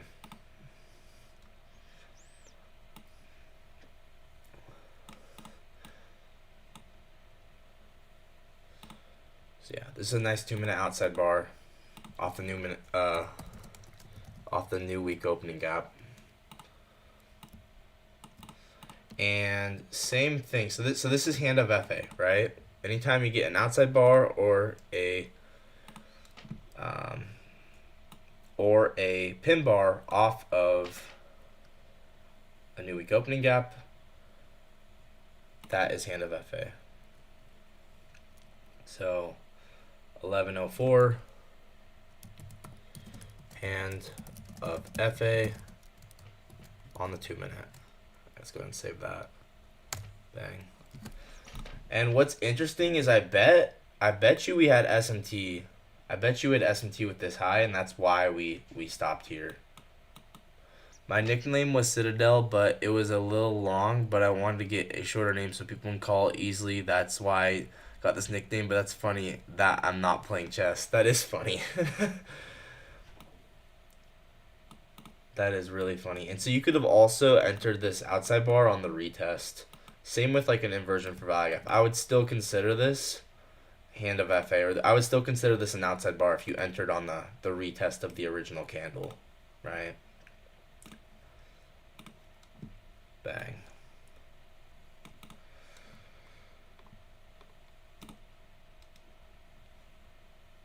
So 1106 hand of FA on the 2-minute.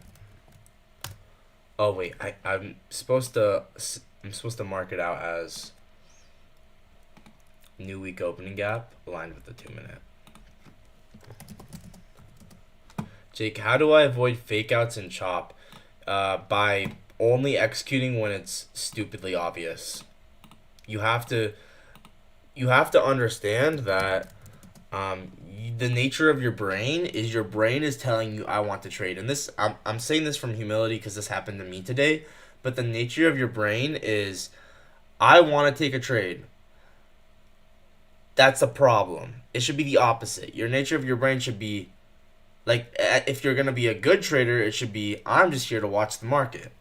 And if a trade so comes to me that's really good, then I'll execute. That's how you avoid fake outs, is by changing your mind about what you're actually doing. You're sitting here watching, and if something comes out of, and shows up, great.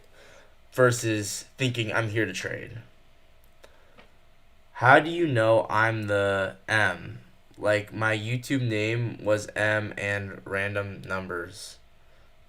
How do you know I'm the M? Like my YouTube name was M and random numbers?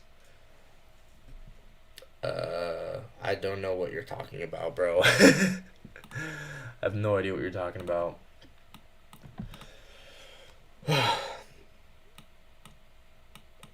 Inside bar comes into play when to prevent fake outs. Yeah, I need to understand inside bars better, bro. I'm still working on it.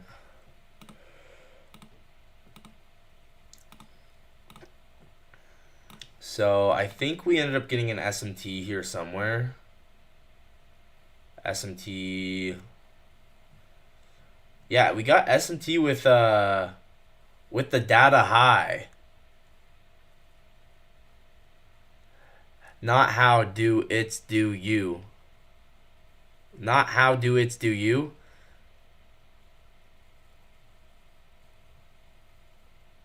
What? I don't know what you're saying, bro. This is actually one of those times I actually don't know what you're saying. Okay, so this makes it even better. Check this out. We had a data high SMT.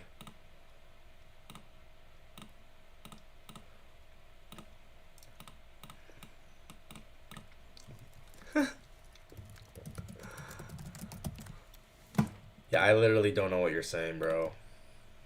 And this was with YM.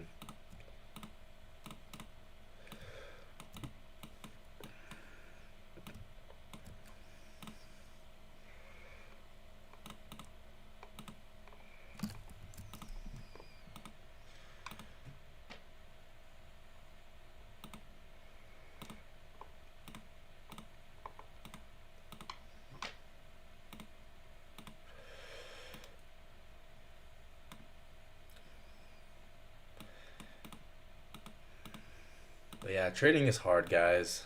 It really is.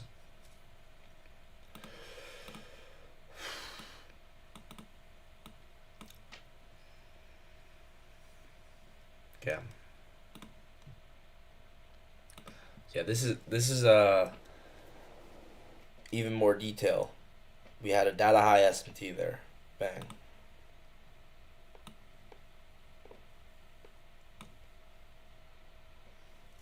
So this is another version of it.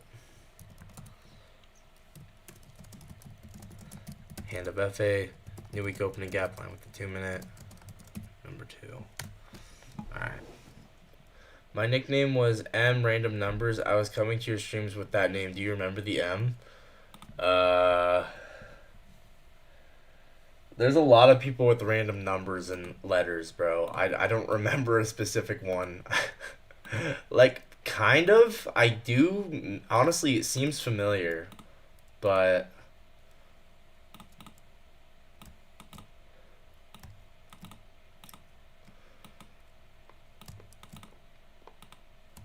oh yeah, I was gonna check to see if we had SMT with ES. It feels like there should have been SMT.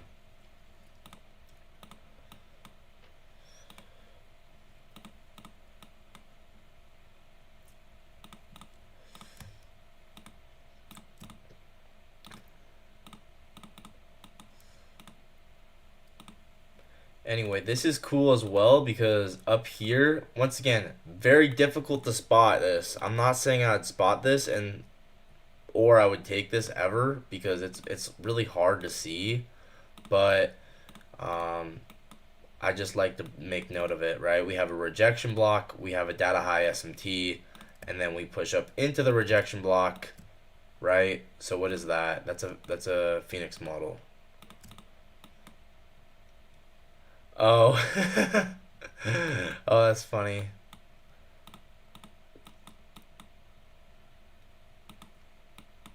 Yeah, it's a 5-minute rejection block. Bang.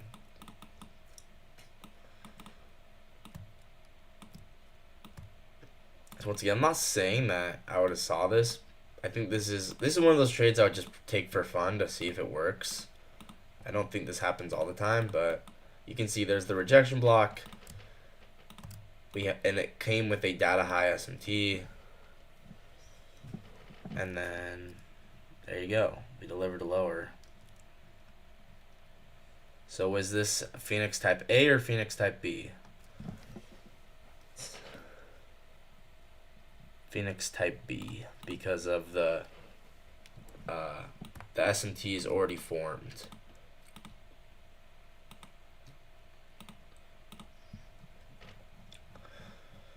Boom, there we go.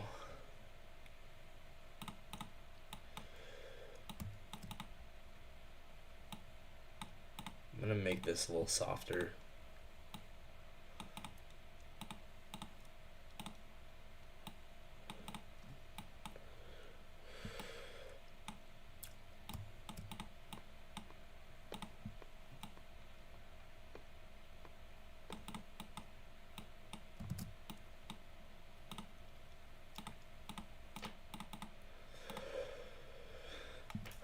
SMTs is so nice to filter the fake out.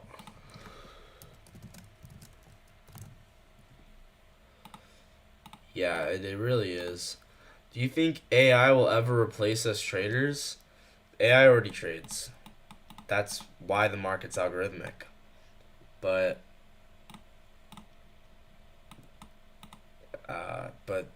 AI is not perfect either. I mean, ChatGPT, bro, it gets stuff wrong all the time. I really, like, as long as humans exist in markets, there's going to be dumb money, there's going to be opportunities. Like, the algorithm, like, think about what ICT means by the algorithm. What does he mean? He literally means AI. He literally means automated systems that are programmed. AI. So yeah, do I think AI is going to replace? No, AI is helping us. AI is making our job easier. It's making the market more algorithmic. AI is not an issue. As long as humans are part of markets, there's gonna be trading, because there's gonna be people that are stupid.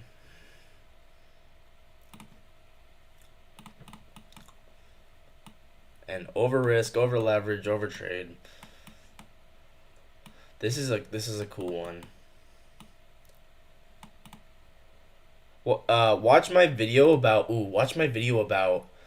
that. That video was good. Watch this video. Random guy, you've missed a lot of good videos. I have a good video about that one too. Wait, it's probably not. I have a good video about that one too. Watch this. Check this out. I'm not going to play this one, but just watch it. It's what ICT means by the markets will be removed. There is a clip from ICT where he says the algorithm will never stop working and that the only thing. Yeah, anyway, watch that one. That one, it's actually kind of interesting.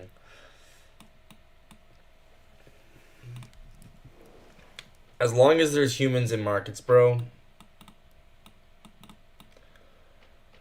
you're chilling. I mean, even if AI is trading markets, honestly, AI is gonna mess up too. I mean, it's literally just dumb money versus smart money. It doesn't matter what that kind of market participant is. AI could be dumb money. Someone could write an algorithm that's just totally stupid and doesn't work, and they're gonna be dumb money.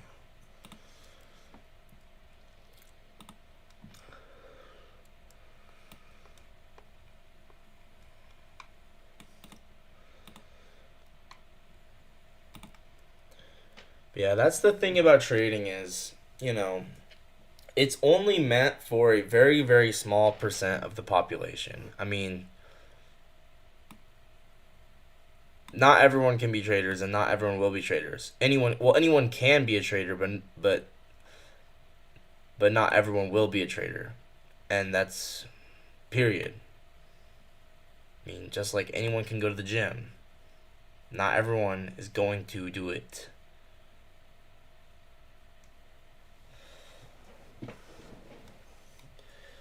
That's a very similar analogy actually. Yo, wait, this is actually the lunch macro. I didn't even realize that.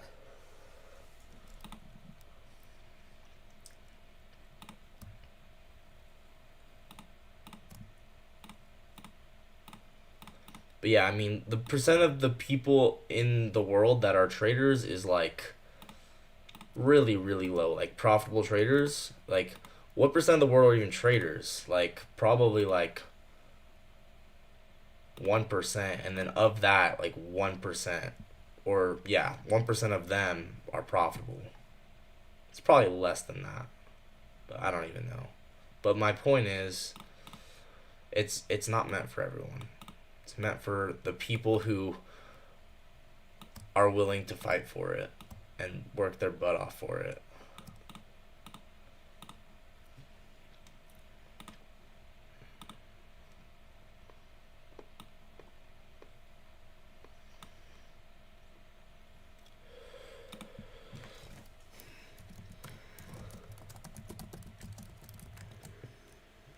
1150 Phoenix model on the 5 minute. Once again, it's kind of a scary trade. I'm not saying that I would take it, but I do like to backtest them. An easier way to take this: what do you consider profitable? What do you even mean by that? What do I consider profitable? Making money.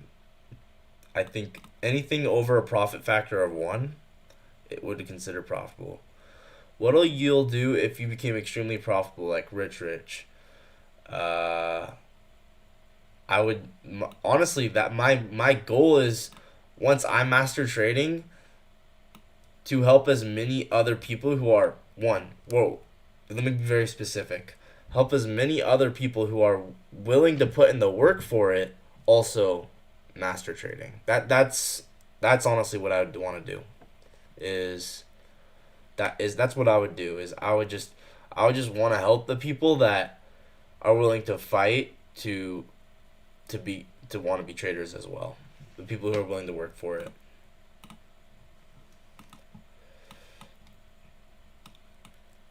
Then become Mr. Beast. I like making YouTube videos, bro. So I'm not complaining. I would I'll make I want to make good YouTube videos like Mr. Beast. I think that'd be cool. Would you buy a Lambo? I'm gonna buy a Tesla. That's my goal. I'm gonna buy a Tesla. I don't know. Lambo's just not me. It's just not me. I don't know. I feel like, I don't know. I'm more. I don't know. I want to be me and true to my personality, and I'd rather have a Tesla. I'm just saying. I don't know. It's hard to explain, but that's just what I want. Lambo's cool though. You know, I don't know. I'd rather just, if I had that much money to buy a Lambo, I'd rather just give away a Lambo probably.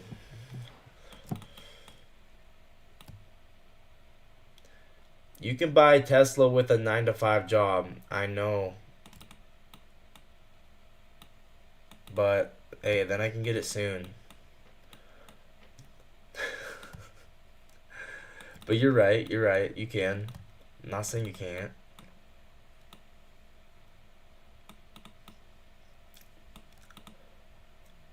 Maybe I'll get a different car after the Tesla as well. That would be cool. Dodgy has 3 cars, but I really don't need a lot of cars. So yeah, here's the low time frame view of this same idea. And boom, let's go ahead and save that. And I really like when we get the 30-second change in state, either here or here. I like both of those.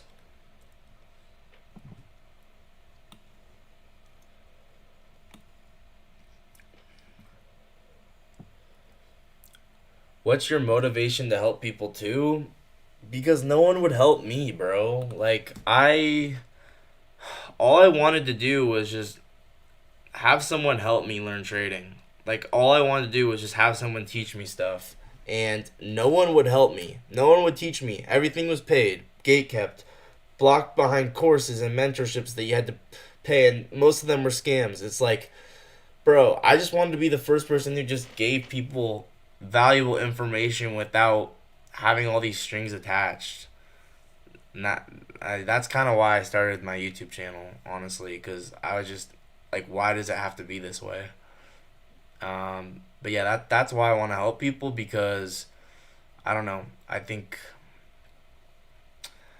know. I just think it's so crazy. Like none of this stuff is like known by anyone. It's just I think people who are willing to work for it deserve to have access to the information to learn it to get good at it.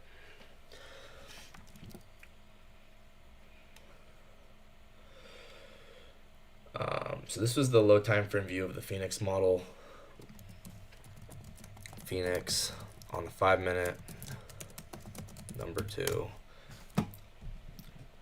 Just your character, or is it you have a background? I honestly can't really explain it. I don't know. Part of part of why I care so much is because I don't know. I don't even know how to explain it. I'd rather just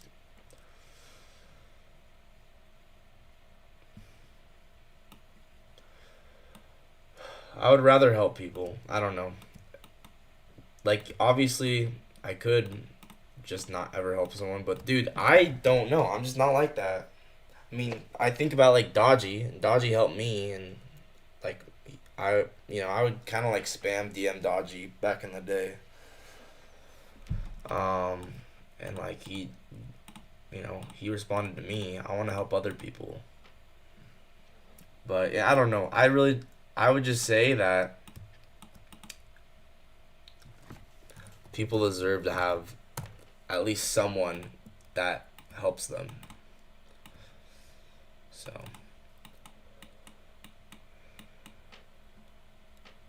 just freedom, same, bro, same. I want that freedom too. But yeah, my motivation's a whole bunch of different things, like the freedom and the passion to help people. So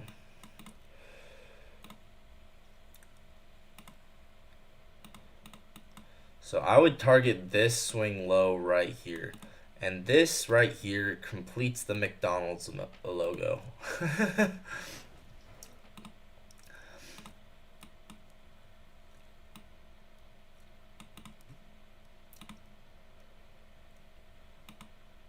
Kind of a sick trade, actually.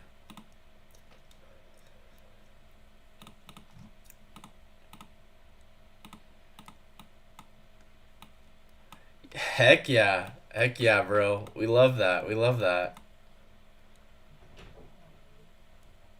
Imagine if I charted this all out in live time. You know how sick that would be? Like imagine if I did that. That would be really cool.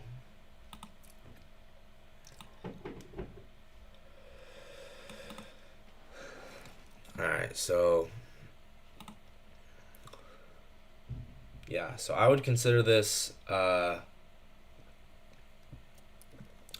using the rejection block as our higher time from key level, and then a 30-second change instead of delivery off of it. And then you could also consider the new week opening gap as your key level.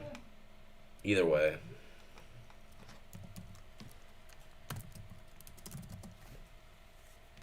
$11.52. So this would be flow state. 5 minute line with the 30-second.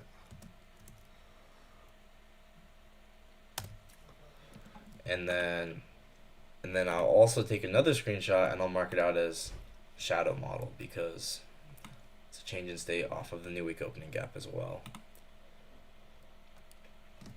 11:52 flow state. 5 minute 30-second. Or no, shadow. So do you guys, everyone here know what my shadow model is? Does everyone here know?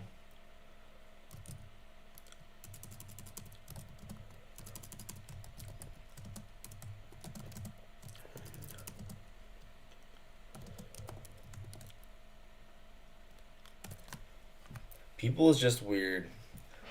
They are not hustling much me, so I cannot tell a thing. Bro. What are you saying bro for? My messages are being deleted. Dude, I don't know what is going on. I honestly, like, I genuinely don't know. Oh, let's also mark out this one. Okay, I'll explain shadow model in a second.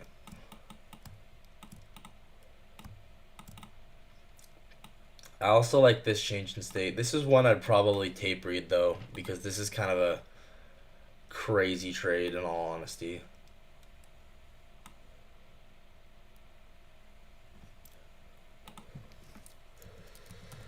$11.59 flow state 5 minute 30 second. Okay, so basically, obviously the market respects new week opening gaps and new day opening gaps. It respects them. So what's the different ways you can leave a key level, guys? Like, what are all the different ways you can, like, truly leave a key level? There's only so many. There's really only so many. There's a inversion for value gap, right? So we have an inversion for value gap. We have, so here's your higher time from key level, right? There's inversion for value gap. There's change instead of delivery, right? Which is kind of the same thing, honestly. There's the outside bar, which I've been showing you guys all about, right? And I'm loving outside bars. And whoops. And there's pin bars. Those are kind of my go-tos for. There's probably more, but those are the main ones that I'm using currently. So okay, so let's imagine this is a new week opening gap. I think trading on time frames under 15 seconds is gambling because it will become unmanageable. Uh, I mean, I've back tested the 5 second chart trades all the time, and dude, it's very very precise. You just have to practice it. I mean, it's very very very precise. You really have to. Um, you really have to back test it though. If you don't know what you're doing, don't mess with it. So let's say this is a new week opening gap. If it's an outside bar, then I would consider this hand of FA. If it's a pin bar,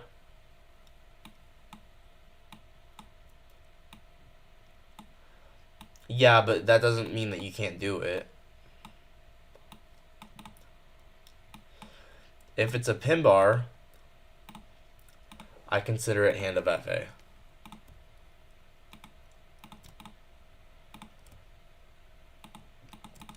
If it's exactly, it's very very precise. So if I know we have a 1 minute inversion, I can align time and price and take a 5 second, like an even. I could take a 5 second, uh, by going to lower time frame and get an even more precise entry. So, I mean, you might think it's gambling, but it's. I mean, you really, when you really it's gambling. You feel like it's gambling because I feel like you might not understand it at the deepest level, but if you are like, if you're truly aligning time and price correctly, you can trade on the 5 second. You can even trade on the 1 second. Period. If you truly align time and price correctly, you can. It's not easy, but you genuinely can. But that's why you feel like it's gambling, because it is pretty hard. So if it's an outside bar off a new week opening gap or a new day opening gap, I consider it hand of FA. If it's a pin bar off a new day opening gap, I call it hand of FA. If it's an inversion for value gap off of if it's an inversion for value gap off of a new week opening gap, I consider this my shadow model. So that's the difference. If it's an inversion for value gap off a new week opening gap, I consider it my shadow model. If it's a change of state delivery off the new week opening gap, I consider it my shadow model. It's basically the same thing, but just different ways you leave the new week opening gap, essentially. So hand of FA, I consider pin bar off a new week opening gap, outside bar off a new week opening gap. Shadow model is inversion for value gap off of the new week opening gap or change of state delivery. Okay, so that's what that is. Obviously, you have to like understand the context and like if it's a good trade versus a bad trade. So not any change of state delivery or inversion for value gap off a new week opening gap is gonna work. It's about the context.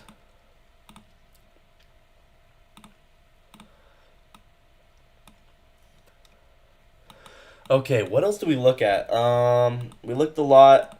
Jake, do you use the opening range gap? Yes, I use it like essentially every day. It's like my go-to for bias. It's awesome. You basically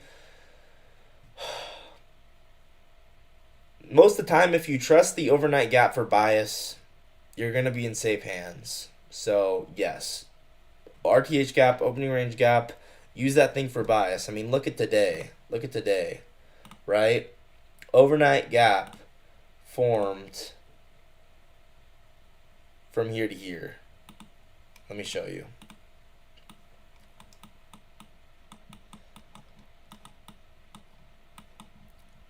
So you can see what happened. Overnight gapped.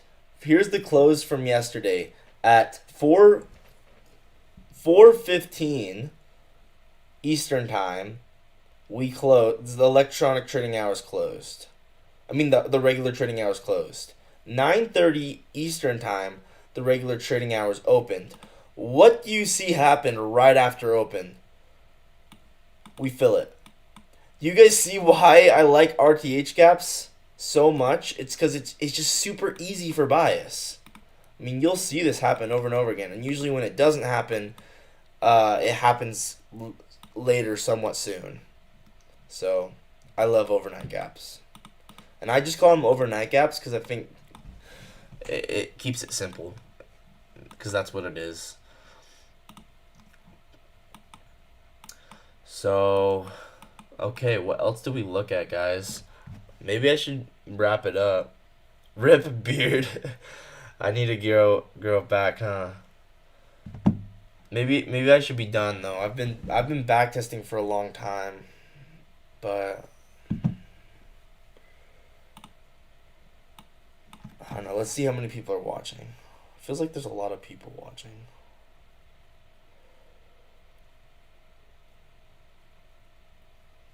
Only 4. I don't know, guys. Been backtesting for a while. It's been a long time. There's obviously going to be more trades over here too, but